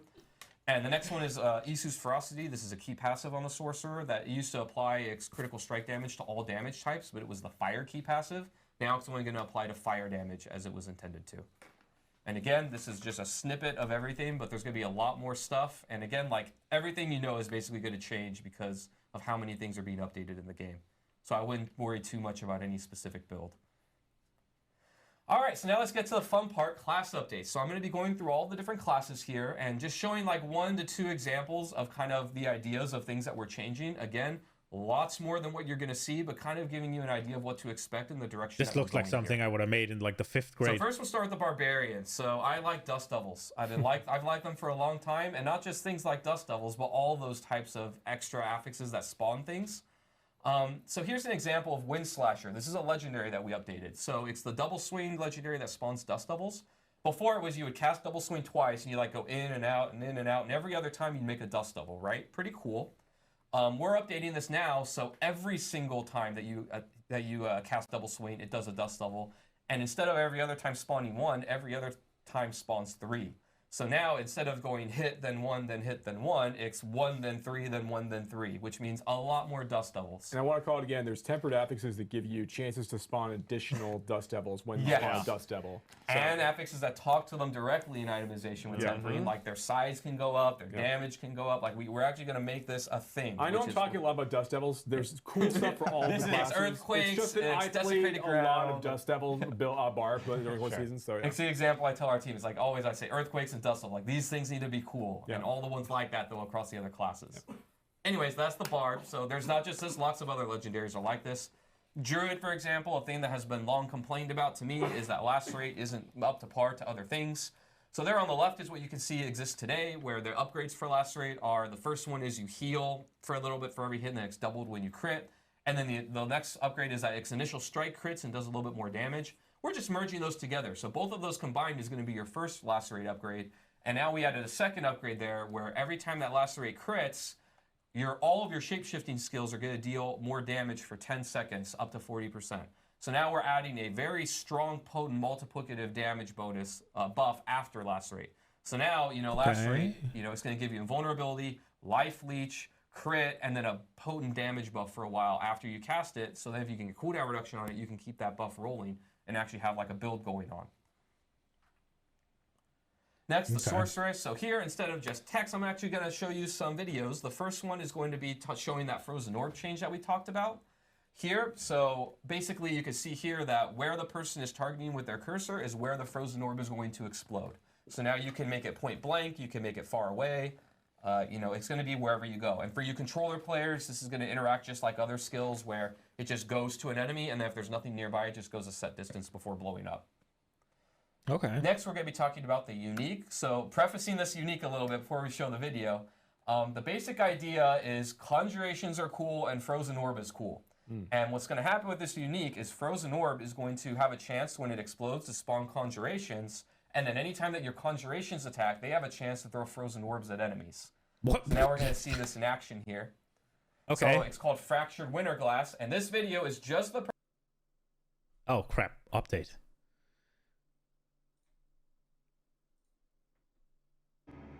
We hit the spot. payoff is better. So not only are you going... I'm giving you a small snippet of the frozen orb is going to explode. So now the person casting frozen orb with this unique. Fuck, I was quick. So at first it's like, okay, it's fine. You see a couple conjurations, right? But then as you go on, you can see that the frozen orbs are making more of them, and then the conjurations are also throwing out more frozen orbs. Wait, This is all just from pressing one button. This is all... I just want to see this real quick. Casting frozen orb has a 50% chance to spawn a random conjuration when it explodes. Your conjuration it's a lucky hit. So you can get... So it can be 100% chance. Can these trigger off? No, it's casting. Okay. So you want... That's kind of cool. I have just been right-clicking this whole time. Yeah, so it's like when when I place a firewall, and my firewall makes a meteor, and then my meteor makes a firewall. Yes, but conjurations. But conjurations, So Hydra throwing frozen orbs. Firewall meteor sounds cool too. Yeah, okay. Fair enough. Stay focused. But yeah, so this is an example of one of the cool uniques that we're adding to the game. Next, let's move on to the rogue. So we're also updating some class mechanics and other things. Inner sight has kind of been eclipsed by other things in our game, right? When we first made Inner Sight, you know, it triggered off of this idea that you were going to target a single enemy, pick on that enemy, and build up this gauge, and then you have unlimited energy, and unlimited energy was supposed to be this really crazy, rare thing that was not, going to happen very often. It turned out that's not really the case through itemization and other things. You can kind of solve resource a lot easier nowadays. Yeah, it's fun to do that too. Yeah, and it's fun. We want people to do that. So we have to update our other systems in accordance to that, which is kind of what we're doing here. So now you don't only have to hit the marked enemy, but you can charge up Inner Sight off of everything. So as you're blowing up waves of enemies, you still want to make sure you're hitting the one that's targeted, but now you'll get a little bit of gauge off of any enemy that you hit. And now in addition to that, the payoff is better. So not only are you going to get that unlimited energy still, but you're also going to get a 25% crit chance boost. So now you're going to be hitting harder when you are in Inner Sight mode. So now there's actually a damage component there too, in addition to the unlimited energy. I don't know what it's Necromancer. So like I said, Book of the Dead is getting upgrades. I kind of picked one slice from each part, from each minion type. So here you can see your Skeletal Reapers, the wind-up attacks now, can reduce one of your active cooldowns by a pretty chunky amount. 3 seconds is insane, but there'll be a number that'll make sense there. Maybe it is 3.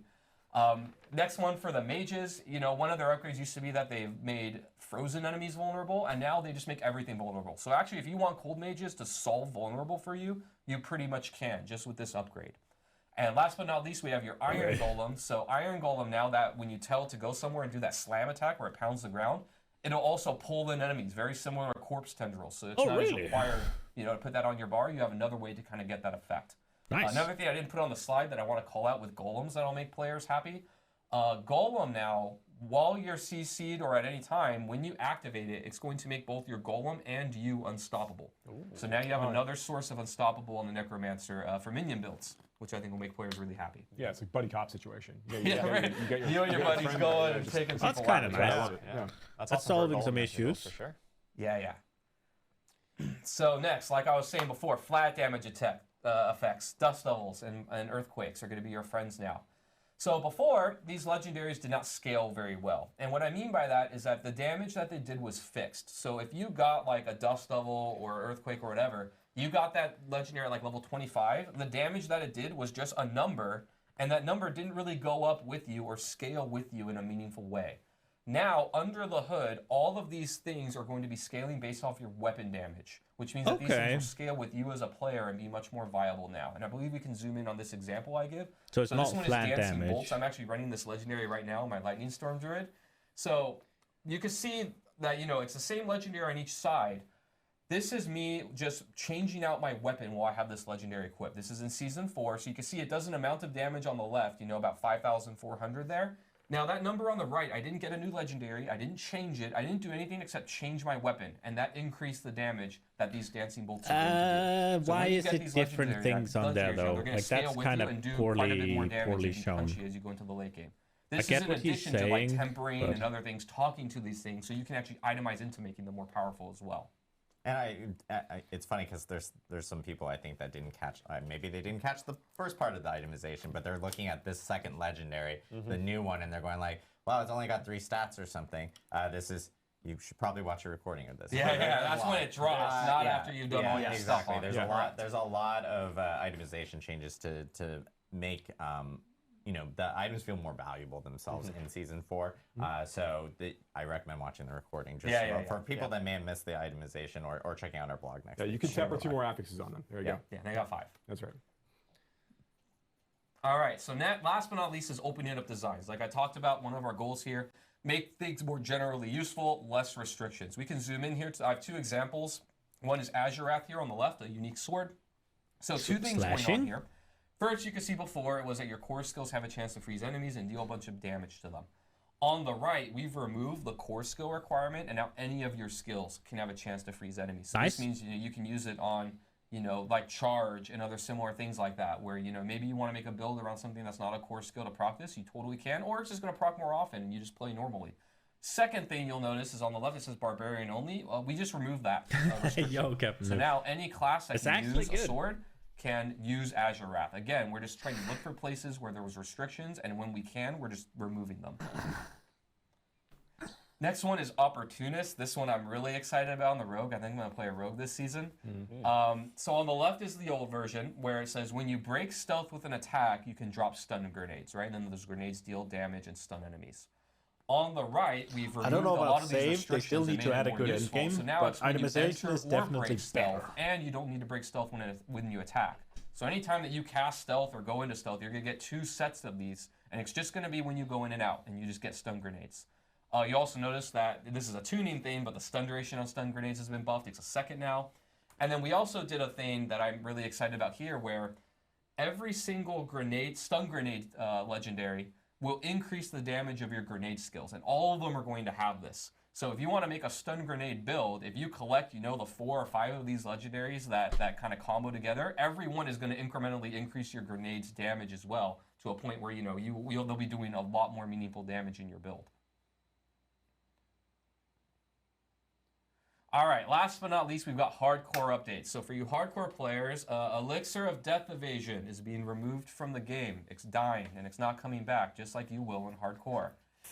We've also redesigned the Flame Shield enchantment. So before, it used to be a cheat death mechanic, where when you took fatal damage, it would proc and save you. Now it's going to automatically activate when you lose a certain amount of life, and then it has an internal cooldown on that. So we've heard from the community kind of loud and clear. They really want hardcore to be hardcore, and so we're going to deliver on that. Now you actually have to be careful. The Sanctuary is a very scary place, and you won't have those fail safes to keep you alive anymore. And finally, PTR feedback. So like we mentioned before, we're going to be looking at the PTR feedback very carefully. Please let us know what you think. The class team is particularly excited about what's working for you and what's not working for you. When you're kind of tuning your feedback and typing it to us, we're really looking at things like tuning and balance. We know that things are going to be pretty wacky in this brave new world that we're going into. We're also looking for what changes really made the game more fun to you. You're going to see a lot of them, a lot more than what I presented today. We really want to know what changes we did, maybe didn't hit the mark, and why. Maybe we didn't go far enough, or this thing could have been way better with just a small tweak. And then last but not least, we want to know what would you like to see that didn't make it in, right?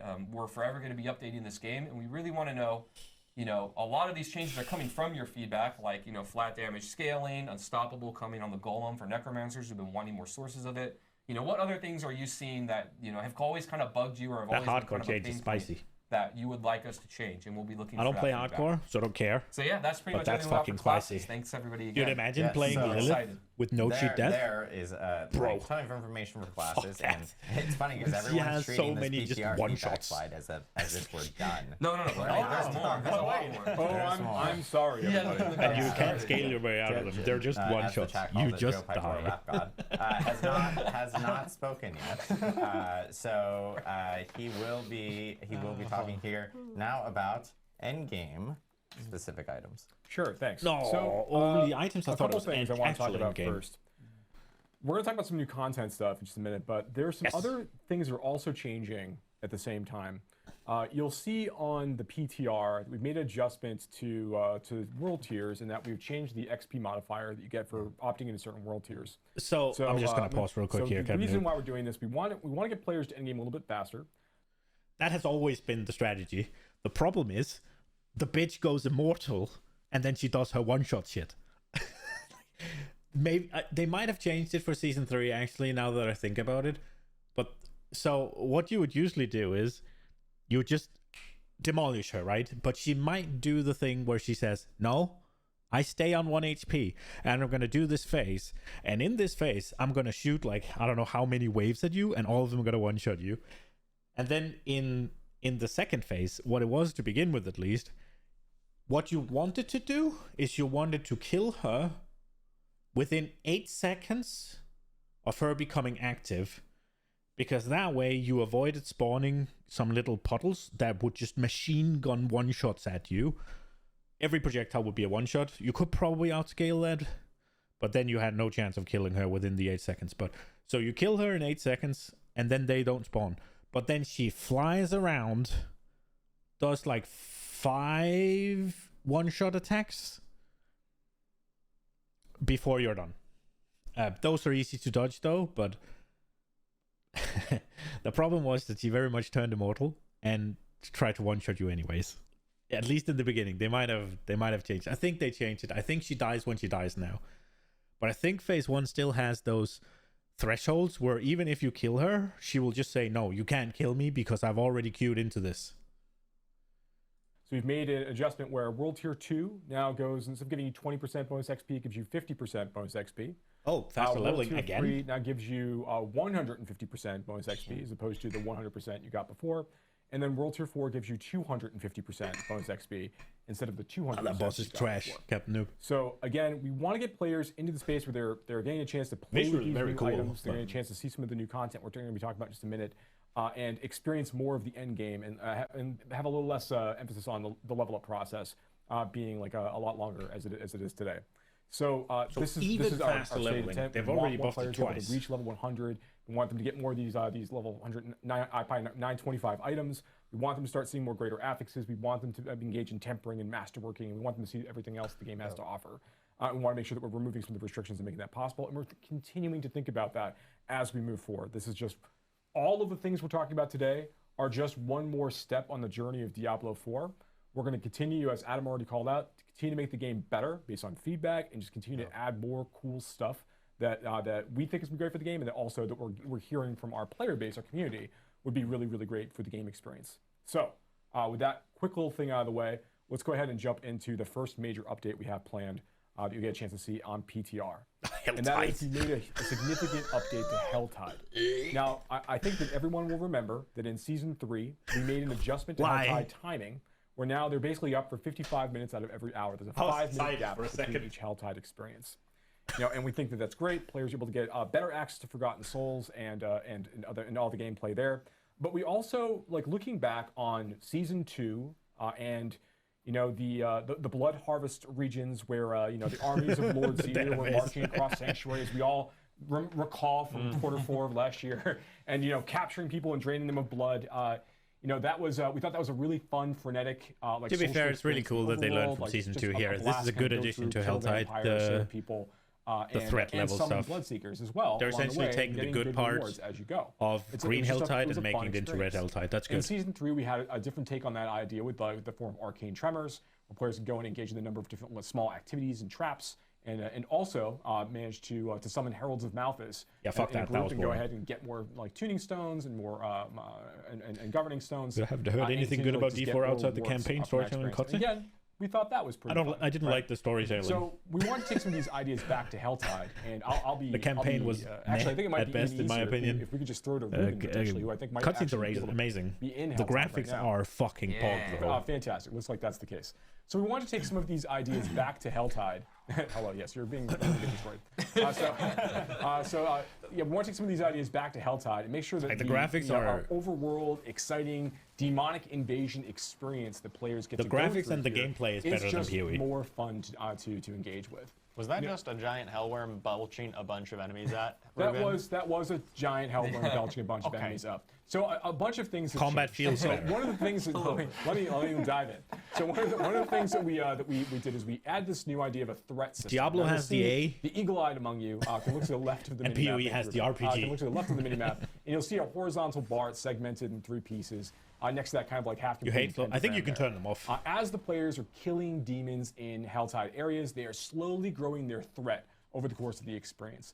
And as I'm they do pretty that, sure you they're can going to turn that find off. like more like ambushes. They're going to find more creatures coming and trying to kill them as they kind of like roll through the space. And they're gaining like the the threat numbers. by doing anything. If they're opening tortured gifts, if they are killing like regular monsters and elites, they're always earning more threat for the things that they do. The armies of hell are paying more attention. So as the player is going to go through this process, they are going to start feeling like more pressure as they go through the experience. Now, once the player is gotten towards the end of this, like they actually have, when the armies of hell have been fully alerted, you'll hear a tone, which I think we might actually hear soon potentially. I guess we'll have to see.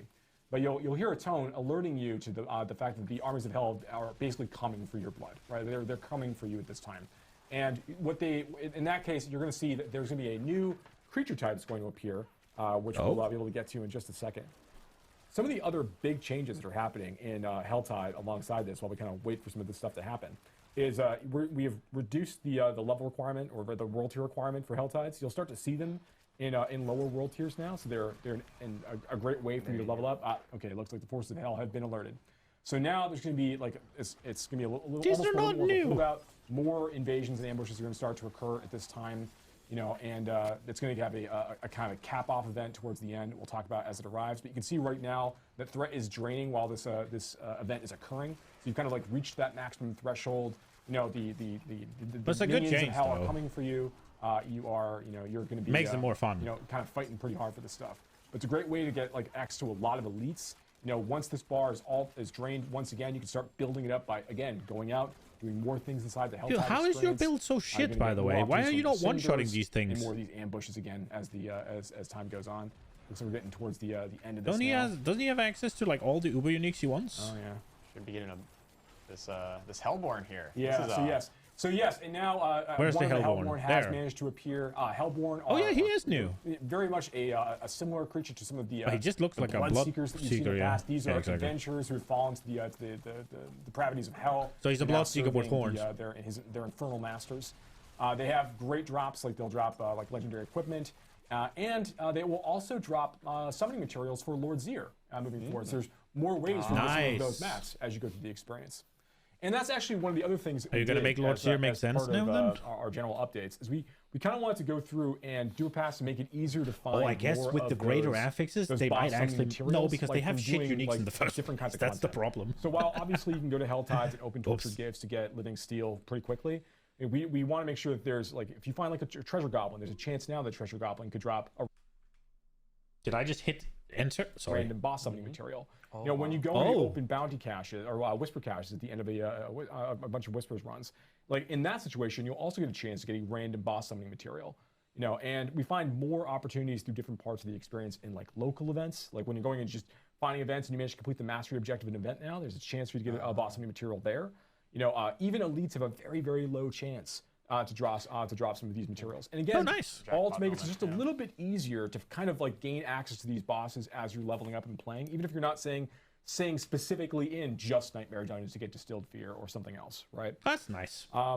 So yeah, I think those are going to be some pretty fun updates for the players. That's obviously pretty not exciting. everything. You could just So play the game, do another whatever, thing that we're and you're doing as still part of in this is progress that we are towards something adding you a might want to do new- later. We're adding That's a really new good. boss. New to the boss? game. Ooh. We're adding. There's so much wrong with these four Andariel. on a So, fundamental you now level fight from your Andariel. POV. She is summonable by defeating Beast and Ice and Lord Zir, and she's got the same drop table as Duriel. So we want to make sure that players have a couple Andariel, different ways finally. to kind of gain access to these really, really powerful uniques that Duriel drops. Beast but in the Ice also and Lord Zir for that Valor shot are at getting actually those something really now. uniques, without always requiring players to go back to those same places. Oh, I'm doing So between Andariel for opening sure. up the options of how you gain access to materials you can use to go farm Uber uniques a little bit earlier, to like now Nice. saying, hey, go do Nightmare Dungeons, go do That's some really good. world content and Helltide content to gain access to Beast and Ice and Lord Zir. I You can think go there farm is Andariel saving there. D4. We think that's gonna be like a really, really fun change. Like- and Dariel's a really cool fight. I think we might actually have like a quick little shot. I'll do like a summoning for Andariel. quick recap of everything We all afterwards. know her and love her. Oh, pity That girls. is- Wow. She's back. She's tough. You know, it's gonna be. I it's want to say gonna the be fun. fight's been updated too. It's Yeah, the not fight. exactly the same as what Yeah. you did before. Oh, it Yeah, is. the designer's been very excited about this fight and very excited about Andariel for a while, bringing her back into the equation. So yeah, I like she's the gonna be a fight. lot of fun to summon. Oh, the Poison Nova class. Yeah. She's not doing shit. Okay, enough Andariel. Enough Andariel. All right, yeah. People will see that. Yeah, We're on a timer, people. Okay, I got things to talk about still. Okay, but that's not even all the things that we're changing with regards to bosses. There's more stuff that we're doing as well. Oh. So one of the things that we're going to be talking about in just a minute is a new feature called the Pit. And inside the Pit, you're going to be earning Stygian stones you'll be able to use to summon higher level versions of all of these bosses as you go deeper into the experience. Aha. So Uber. So we think coming. this is extremely exciting. It provides another way for players to be able to like express their build strength, and going and fighting these bosses are going to provide much greater rewards. In fact, when you kill one of these new very very powerful tormented versions of these bosses out there, they are going to give you one resplendent spark the first time you kill any of them. So you get a all the ones that you guaranteed can Uber summon, unique. First time you kill one of them, you're going to get a resplendent spark for you to use in the future. Wait, only one Now- of them, not all of them? And that is not all per we're one? doing, obviously. I mentioned the Pit. So if we could just go ahead and... You made it well, I sound guess like we'll- you I guess get we can talk about it. I a can speak to it, spark actually, yeah. per So first kill. we've been getting a lot of feedback from like our experience with the Abattoir of Zir. You know, so towards the end of season 2, we had this like really difficult like dungeon dive. We were going against again forces of Lord Zir inside this experience and fighting Bloodseekers and kind of racing the clock. And that was a pretty fun experience. We got a lot of really good information and feedback about how that really played out. We made a number of adjustments in the form of this new content type that we're calling the Artificer's Pit. And what it effectively is a way for players to go and once players have managed to complete a tier 45 nightmare dungeon, which is filled with like level 100 monsters, they're going to gain access to a quest that's going to like send them around the world looking for rune shards. And rune shards are just this new material that players will collect to open up Artificer's Rifts. And they drop from elite creatures. They drop Rifts? all over the place. Like it's pretty easy to find, the materials you'll need to start this process. And when you have a number of them, you can bring them back to this obelisk in Karagar and kind of use that Obelisk? to like form Rift? a Diablo the first 3? Pit run effectively. Yes. And there's hundreds Greater of levels Rift. of this, and the monsters that you will begin fighting immediately are all like right at level 100. Greater We have Rifts. We have a video of it. yeah. Let's see what we got. Please make it a Do you have, D3 and make a Ruben, meme out of like, it. kind of near there? Live, yeah. Perfect. It's- Yeah, we have the live play. With that awesome debug. Yeah, text, there it but is. Yeah. We've got awesome debug text. Everybody, it's PTR. Look forward, and we're talking about dev stuff right now. This That's is what we're Greater talking Rift, boys. about. So okay, so Let's you see here fucking that Ruben's coming here. He's already go. done the rift before. They He's gonna fucking go ahead did and it. just open up a tier 1 Artificer's Rift, and just Let's see how this fucking goes. So he's go. going to spend 1 rune shard to do this. That's Now gonna don't open up have right some here in bullshit Karagar. in there that I have to we're gonna fucking go. collect There's a stuff and little put bit it of in a a pedestal. Stacking issue there. Yeah, we're going to have that fixed too. I just Sends that kill feedback, monsters and I win. and you're going to dive into your first pit run. Now, each pit experience it's a randomized layout filled Yes. with random monsters. Yes. There's no nightmare affixes like what we have in, or like afflictions like we have in, Yes. in Nightmare Dungeons. Instead, the players really like just pushing themselves up as against this timer as fast as they can, trying to complete it. So as you're going through this, you'll see it's very, very similar to a lot of the things that we did in the Abattoir of Zir. We want to make sure that this is a quick, punchy experience as you're playing and you're killing monsters. You're not going to be getting any loot from the What drops. did I like, say? Like that stuff's not here to slow you down. The only difference You know, it's between just this about, and like, Greater pushing as Rift is hard as this you can. 10-minute timer instead Now, of 15. a couple of the major Let's differences fucking between go. what we've done in the Artificer's Pit relative to what we did in the Abattoir of Zir is first, in the Abattoir of Zir, when a player died while going through the experience, they were immediately ejected. And from here the you're going to Abattoir lose of Zir. 5 Like, seconds. their If you run die was again, you're over, going to lose in 10. case If you of die death. again, you're going to lose 20. Here, we want to allow for a little bit more, a few more problems to occur, a few more errors, from the player as they're kind of going through.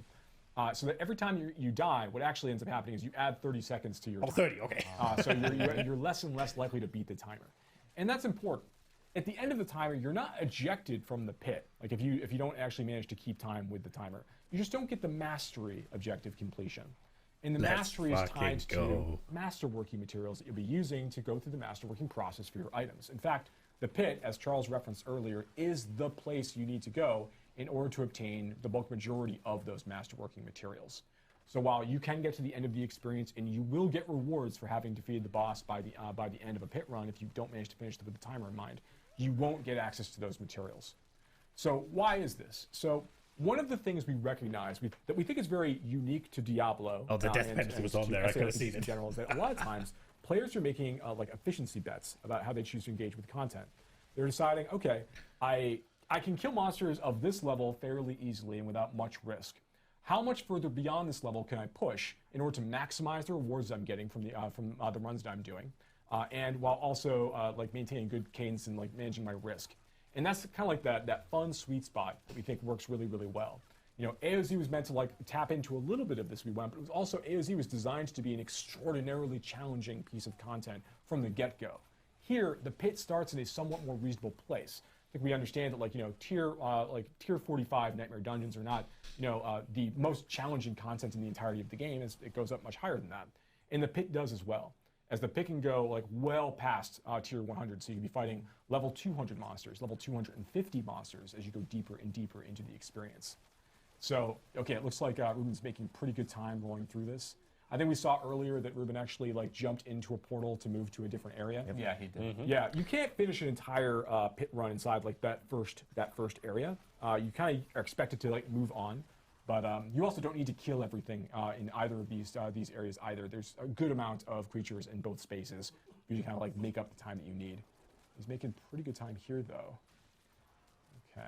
So the idea is to try and find that level in the pit where you can go pretty efficiently and quickly, but where you're pushing hard. Oh, and then you go. Okay, so he doesn't spawn. You have to go to him. Great job, Ruben. So you managed to do it.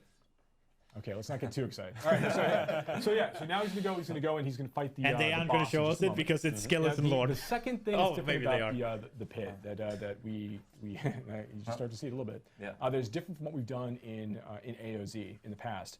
Is that occasionally during a pit run, you're going to be confronted by another major boss or villain that you've seen. Like you'll see their echo occasionally appear just for a moment to perform a big attack, big sweeping attack, or that you're going to have to like avoid or deal with while you're dealing with the boss you're already fighting. And this is happening throughout the duration of the pit as well. And as you go deeper, you'll see this occasionally a little more frequently at the same time. So these are just another complication, like another thing that you're going to have to be thinking about while you're playing and trying to Let's like, just remember area the denial. sorts That's of fine. patterns. Eventually, Cool. you'll see a couple of these appearing as well. So like you'll be dealing with that like that kind of pattern following as you play deeper and deeper into the pit. And it's going to come in now. No? So it's kind of Yeah, like there what is. I'm not too Elias, far for off. instance, like a shade of Elias. A little bit Yeah. too much on the Yeah. timer. Attack. Just do an attack in the middle A of your shade, a shade run. of Lilith can appear as well. Shade Shade of of Lilith can Lilith. also appear, Yeah, which is so pretty cool. these Oh, are fuck definitely those. tough things as you go deeper and deeper, and eventually you might see a couple of them as well in combination. So here Ruben killed the boss, got a number of different drops. There's a bug in this version that we're looking at right now where the items they're dropping are not actually ancestral, but that's not the case when players will be playing on the PTR. You all see ancestral items as the rewards for killing the boss here at the end. And then after that, when you open the chest, you're going to see that there's a bunch of obdusite that popped out of it, which is a masterworking material. I think he got 5, from the first run. So as you go deeper in the pit, there's basically 3 tiers of masterworking materials that you're going to be able to earn through. So there's the obdusite, there's the ingolith, and then there is the neath iron. So these are available as you go deeper and deeper into the pit experience. I think obdusite right now is like tiers 1 to 20. You'll be getting amounts of obdusite. As you go from like 21 to 40, you get amounts of ingolith, and as you go to neath iron and beyond, as you go into like 40 and beyond, you're starting to see more and more neath iron. Yeah, And these please things give can us also be, everything like, condensed down to lower as level we go materials if you further. need them for Don't- resetting a masterwork item starting at a lower level. So you don't have to go back to the low level. Thank No, you. no, no. Stay at That the was high exactly You what stay I at a high wanted. level, Trying to- yeah. But to be clear, if you want to get to that rank 12 masterworking, they're really the best possible items, you do need to be pushing deeper levels of the pit. You Yeah, can't for just continually farm level 1. You want to push to that efficiency bet that you said. Push yourself to your limit to get the most materials per hour, and just really fight that hard content to get the best items. That's correct. So yeah, if you want to go through that process and like really get those the best items available for your build, you're going to want to go through the masterworking process, maybe even probably more than once, almost certainly more than once, right? To get the absolute very, very best items. So we think the pit's gonna be, it's a really fun experience. It is, it's very extendable, so it goes pretty deep for players. And again, as you're going, you're getting these Don't staging call it the stones pits. as you Just play, fucking call it rifts. like as you get But deeper into the it's fine. experience, you're gonna get those, you're gonna get the ability to go fight those level 200 tormented versions of these bosses. So like a level 200 tormented version of Barshan, and so on and so forth. All of these bosses Level 200 have boss? a higher It chance is to drop worse. uber unique item as well. So now there's even more reason to want to go get some of these creatures on farm, and they have better drops. They more prolific in terms of the drops. They drop many more items as you're going through this. What about echoes So or there's maps? these are gonna be huge Well, I challenges mean, for maps or players to go rifts, and try to right? chase. Again, just in season 4. Or echoes. So that's like I don't think I've done the that. current look at some of the things we're working on right now. Yep. That we're currently very excited about Yeah. So on the content side. Right? Yeah, we're hour and a half in of all the content that we just walked through with season 4, and as Adam had mentioned earlier, we haven't even gone through all the class updates. You guys will actually see that. There's a lot more. You guys will actually see that next week. Normally we do have a blog and patch notes kind of available like a day or two after a campfire chat. I am asking the community if it's okay if we give it to you guys next week, because the only reason why is that they're huge and we actually need to make sure that we get all the information in there. You guys will have it well before the PTR actually starts, and we will actually have a blog kind of going through all the details of this actual campfire chat, as well as the giant list of patch notes for the PTR, which again will begin on April 2nd. Run This is for a really week, cool. on PC Battle.net, and we'll have instructions of how to actually get into the PTR, download the client, and everything from that end as well. So I know we always end our campfire chats with a Q&A session. Yep. So we do want to make sure that we do a Q&A session right now. So if you guys have questions, please use Twitch chat. I can't imagine there's any specifically. questions. No, So, we no, covered no, everything, no, right? covered it all. I thought it was a All perfect explanation. We did ask earlier this week on the forums if if anyone. I think this is good. questions, This is really good. So we can actually tee up a question while people are popping. I got what I wanted. In I got chat. more than I wanted, actually. I didn't think they were start off gonna with do one Rift that we already. have here from the forums. This is from Iggy. What will happen to current items after this rework? Because obviously we're now changing a lot of things from our past items. Well, that's a good going into question season for 4. people who Yeah, so play all of the Eternal. items that you currently have on your characters or on the Eternal Realm will be flagged as what are called legacy items. And this means that they are not able to interact with the new systems of tempering or masterworking. They'll continue to function as they are, so that they're not going to break, they're not going to be re-rolled or changed in any way. They're just kind of say, hey, this was an item that you in the old system, but if you want to engage with the new systems and find those greater affixes and temper all the cool new affixes onto it and do masterworking, of course, you're going to need to go out and find new items. Yeah. Oh, so they managed to There not is a break it? question That's cool. from That's Toast good. and Pen, Eternal Realm, what's new? Everything we just talked Yeah. about. Everything. Everything we just talked Everything's about, Eternal, Toast and Pen, so. is going to be available in the Eternal Realm. So, and this will start with Season 4. So if you are a person that just only plays on Eternal Realm and you have a character already there, of course you can just immediately start engaging in everything that we just kind of talked about right here. That's really cool. J Corsair 19, does the masterworking just increase the total range of the roll, or does it get you closer to a max roll? So it increases the current value. So if you already had a max roll, it keeps on increasing. So as an example, you had an affix that could have rolled between 50 and 100, and you had a value of 90. Every time you increase it, it's going to increase that 90 by, or let's say you had it at 100, just to make the math easier, because quick math. If it was already at 100, the first masterworking upgrade will take it to 105. Even though the base roll range was just up to 100, you can continue progressing past that. If you had it, down at 50, it would go from 50 up to 55, and so on. Arrow1357 just asked, like, what about Wouldn't it go to season? 52 and a half? Is there season stuff as well? We actually aren't talking yet about the season items. So yes, this is all part of the season and part of the Eternal Realm. But we do have there are some D4 things math, that I we haven't guess. talked about regarding season 4. Unless that we will it's be just talking about here. it Yeah. adds 5% to the max and then adds that to your roll. I guess trying to make maybe. sure that this update is really meaty and all inclusive. Like when I've talked before about It's a little hot in the, here. I'm gonna open the door. the season 2 updates where we talk about like vulnerability damage and the many changes we have to make to kind of like make that to kind of like get that into a better spot for the players overall. You can see like the amount of things that we did are kind of all connected in a lot of ways. And it's important they kind of come out together. It's difficult to do one thing in isolation. So a lot of teams worked together to kind of like bring this update and get over the finish line. So yeah, it's a huge lift. But there's more things to talk about later on, for the season. Thorag the Warrior says, can multiple affixes Mastery limp bust, increase it's per on masterwork picture. or only one affix per masterwork? Right, so when you're masterworking, most of the ranks will increase all of the affixes on the gear by a small amount. It's But kind of when annoying you when hit they ask those, questions because they thresholds, didn't the rank ask 4, or didn't rank 8, listen. and rank 12, a single random affix will get a much larger boost. Yeah. And so because there's that happens 3 times on your journey from rank 1 to 12, in theory, all 3 of those could land on the same affix if you get lucky, and then that one affix just goes through the roof. Or it could be spread out to 3 different affixes, for instance. That's just the nature of masterworking. You're going to get a different result every time you go through that process. So I've seen a lot of people Master actually mention RNG this in chat, and Riker also just mentioned this in chat. And they're asking, is it just me or was the camera more zoomed out in the dev build? Actually, Oh, we didn't even talk about that. actually, Okay. Oh, you go ahead. Go ahead. Adam. in season 4, the camera will be more zoomed out, and there will be an option. You can. Oh have shit, what we're even getting we had more before, zoom. or you Holy can zoom shit, it out they're a really little. pulling in So, all the yes. stops.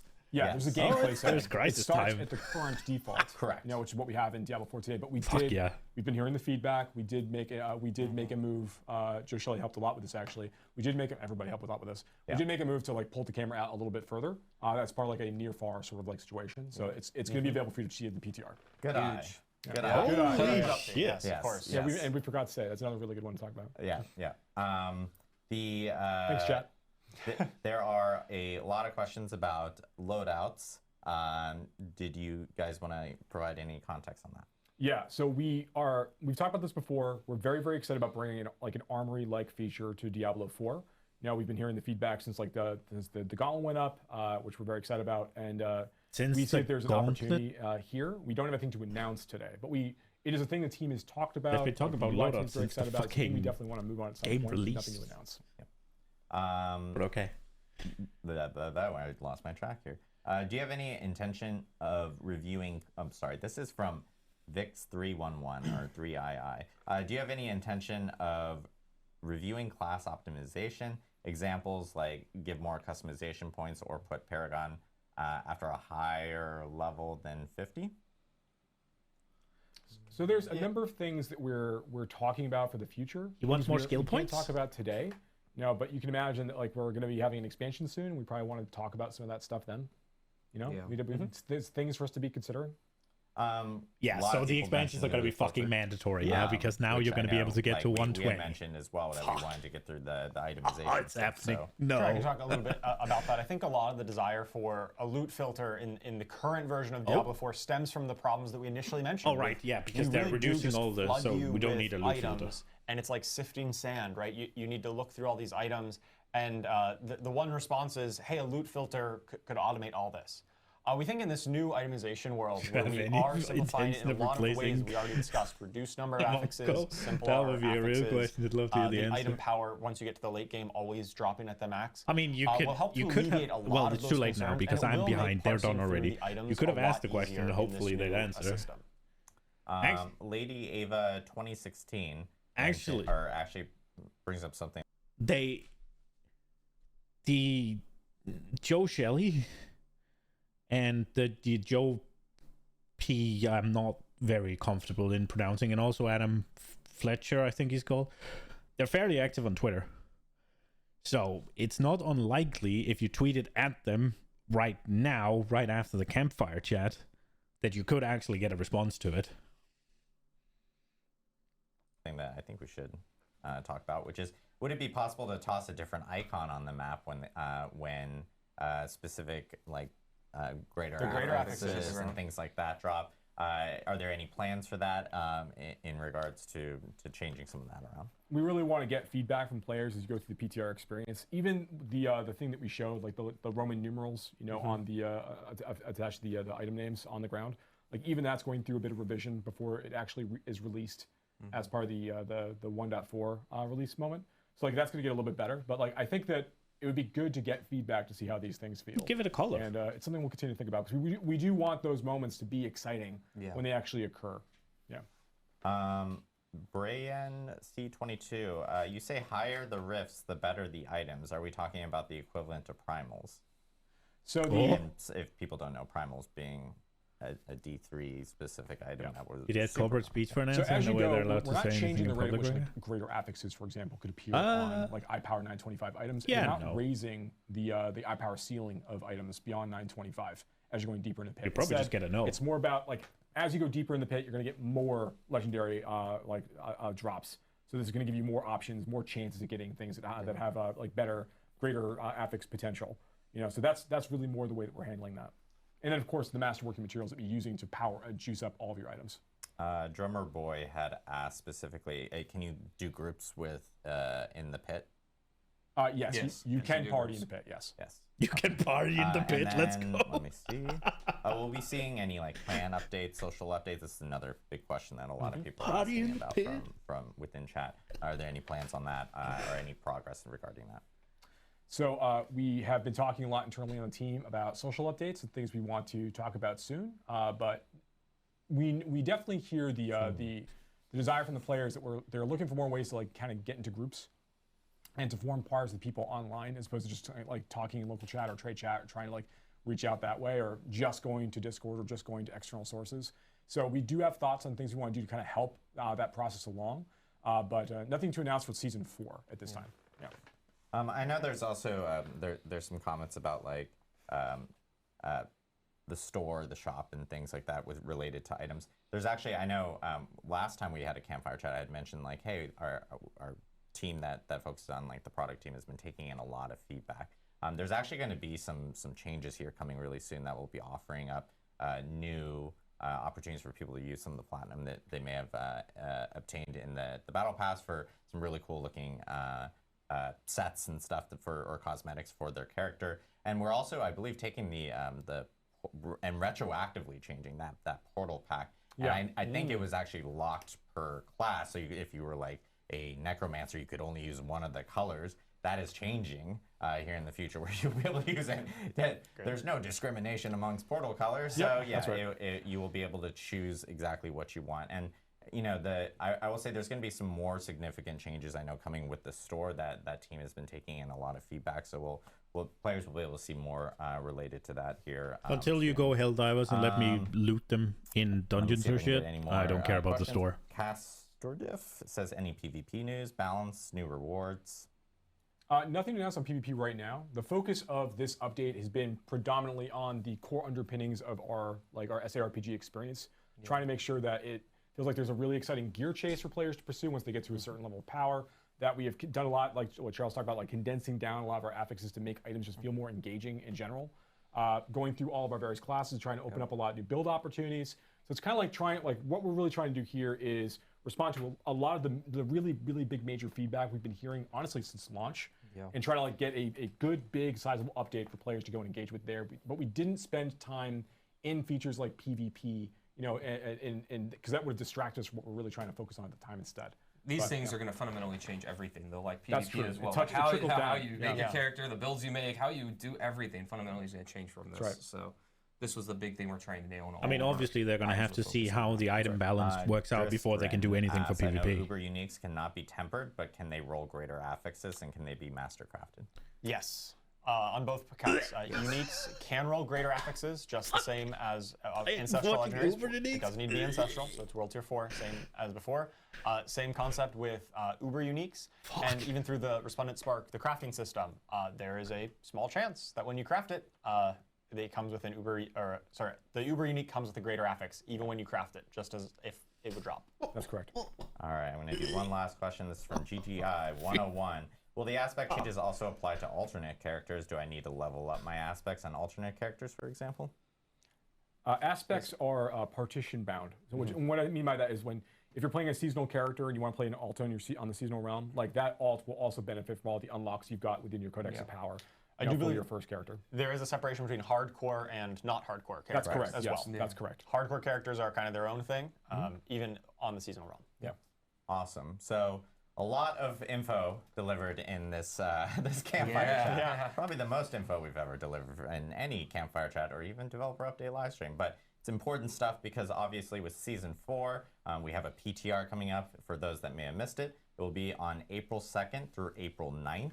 And it'll be on PC Battle.net only. So players who want to help test things out, provide feedback, please do so. We'll be checking all our, our social channels, Reddit, the forums. The forums will actually have a new separate PTR forum available there. This also does mean Season 3 is going to be extended because we want to make sure we grab all the feedback from this PTR and all the feedback from the community, and we have enough time to actually implement that for Season 4. So Season 3 is going to be extended to May 14th. Season 4, of course, will start on May 14th as well. And we'll be coming out with more information on what Season 4 that only gives is me specifically, 14 days and to all play the details PoE that we if I want to play actually Season talked 4. about here today will be in a very extensive blog along with all the patch notes of all the small things like the class changes that Adam actually wasn't able to get through. Small changes. Small. Wait, no, mate, give me entire will April. be in those Yes, patch notes as I'm well. stupid. And we still What actually was that do about have math and the, another update that will be coming out What was next that about week math for being the Diablo end 4. And boss? this one has actually been long awaited because this one does include some big quality features on the graphics. I realized side for, before you wrote it. D4. And we will have a blog that will be talking about it. As you guys know, ray tracing is coming to D4, and that'll be hitting next week on March 26th. So people will be able to maybe if you've got a rig for it, you can totally turn up all your graphical settings, get ray tracing with D4, and we'll also be talking about how console players will also be able to take advantage of it in our blog next week. So lots of stuff coming down, and lots to talk about. Again, next week we'll have all the information on blog and patch notes. But thanks again, everyone. Thanks again, Joe Shelley, who's also still in the room over here. Thanks, He's Joe. waving. Yeah, huge shout out to the community. Thank you guys again for all the wonderful feedback that you guys have been providing. And we're really excited for you guys to jump into PTR, jump into all the Season 4 itemization, class changes, and of course our new endgame changes as well. So we will catch you soon. And yeah, next week we'll see you with the blog and the patch notes. Thanks, guys. Thanks everybody.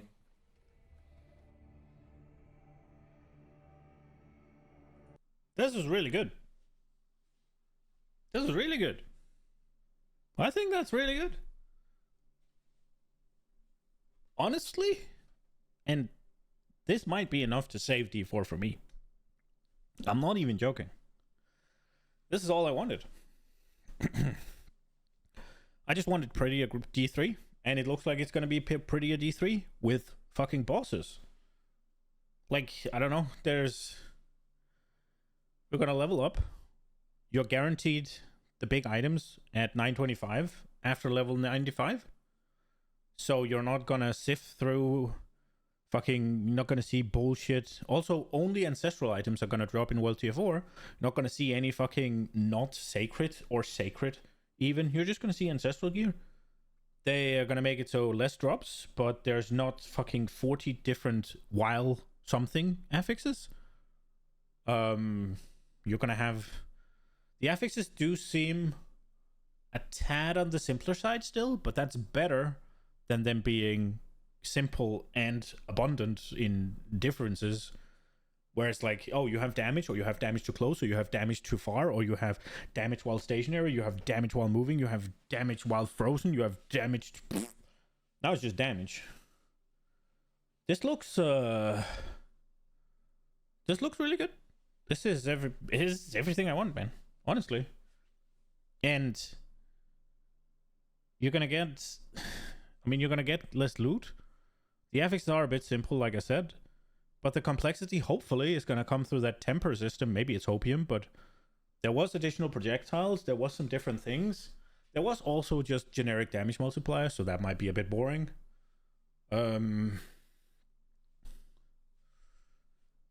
What else? They got a little bit more crafting, not a lot. It's just RNG Fiesta, I guess, other than the tempering. The tempering also a bit RNG Fiesta. But at least you get to sort of pick what you want to put on your item. It's a little bit annoying that you don't just pick what you want, that you have to pick and then have a 1 in 4 to get what you want, and also in a good roll. And then the master crafting, it's like, again, it's kind of the same as it is now. Just it has, what, 7 more steps? But also it has those 3 big steps where you get a massive multiplier or a bonus to just 1 stat. So again, more RNG. It's kind of like, eh. No, but it's still better. And then you get rifts. They introduced greater rifts, so now there's an endgame. On top of that, they also introduced that you can fight all the bosses at level 200. So now you also have like endgame bosses instead of just Vajan being level 75 and getting 1 shot if you sneeze in his direction at level 80 or something. Now he's going to be level fucking 200. So you actually get bosses. You actually get an endgame in rifts. D4 saved, maybe? I don't know. Pretty cool. I'm quite happy. I'm not super happy about the Titan forging of the affixes, though. That's gonna fucking suck. Dude, imagine you get the Shaco, yeah. You got the uber unique. Fuck yeah. And then your friend just rolls up with the fucking quadruple Titan forge Shaco uber stat, and you're just like, why does your Shaco has +8 to all skills when mine has +4? Ah, it's because I got it with greater affixes and I hit all 3 of my mastercrafts on it. Like, fuck. And also, I got it at level 55. Get fucked, bitch. I think it's good. I think this might be enough to save D4 for me. D4 like this, looking at it, definitely a game I'll play for like 2-3 weeks every season, and then I'll have done what I want, and we can move on to something else. Super excited. This is great stuff. I think this is great. This is enough for me. Cool. Do you think endgame? Yeah, the pits. So the pits is greater rift from D3, right? Which is a good endgame. It's good. It's fun. Go in there, kill mobs. You killed all the mobs in time, go to the next one. Progress. They get harder. You need to do more damage, and they do more damage. Progress to the next one. Keep going. And then also, now there's actually bosses because they can be level 200. Yeah, so it's greater rifts and it's Ubers from PoE. That's what they are adding in Season 4. Oh, Jesus. It's going to be great. I think that's going to be really good. I'm looking forward to it. I was really, really down on D4 after Season 3. This was kind of their last kind of chance to get me excited. All of what they said today tickle my pickle in the right way. Except for the affixes and stuff, but I can live with that. Because arguably you're not going to need it. It's just a bonus. Just like the Uber Uniques, you're not going to need them, but they're a bonus. Unless they balance it wrong, obviously. But I feel fairly confident that they're going to try to balance the experience around you do not need Uber Uniques and you do not need just greater affixes on everything. You will be able to do it without. As long as you do everything else the right way. Get the right stats, mastercraft, put on the right temperings and all of that shit. Then I don't think you're going to need Uber Uniques. I don't think you're going to need just greater fixes out your ass, but maybe. And then it'll be something to chase, right? And now there's actually something compelling to do to chase it, and it's not just, I don't know, fucking put things into a pedestal. I'm excited. This is good stuff. I'm super happy. This was what I wanted. I'm gonna close the door, and we're gonna go PoE, I think.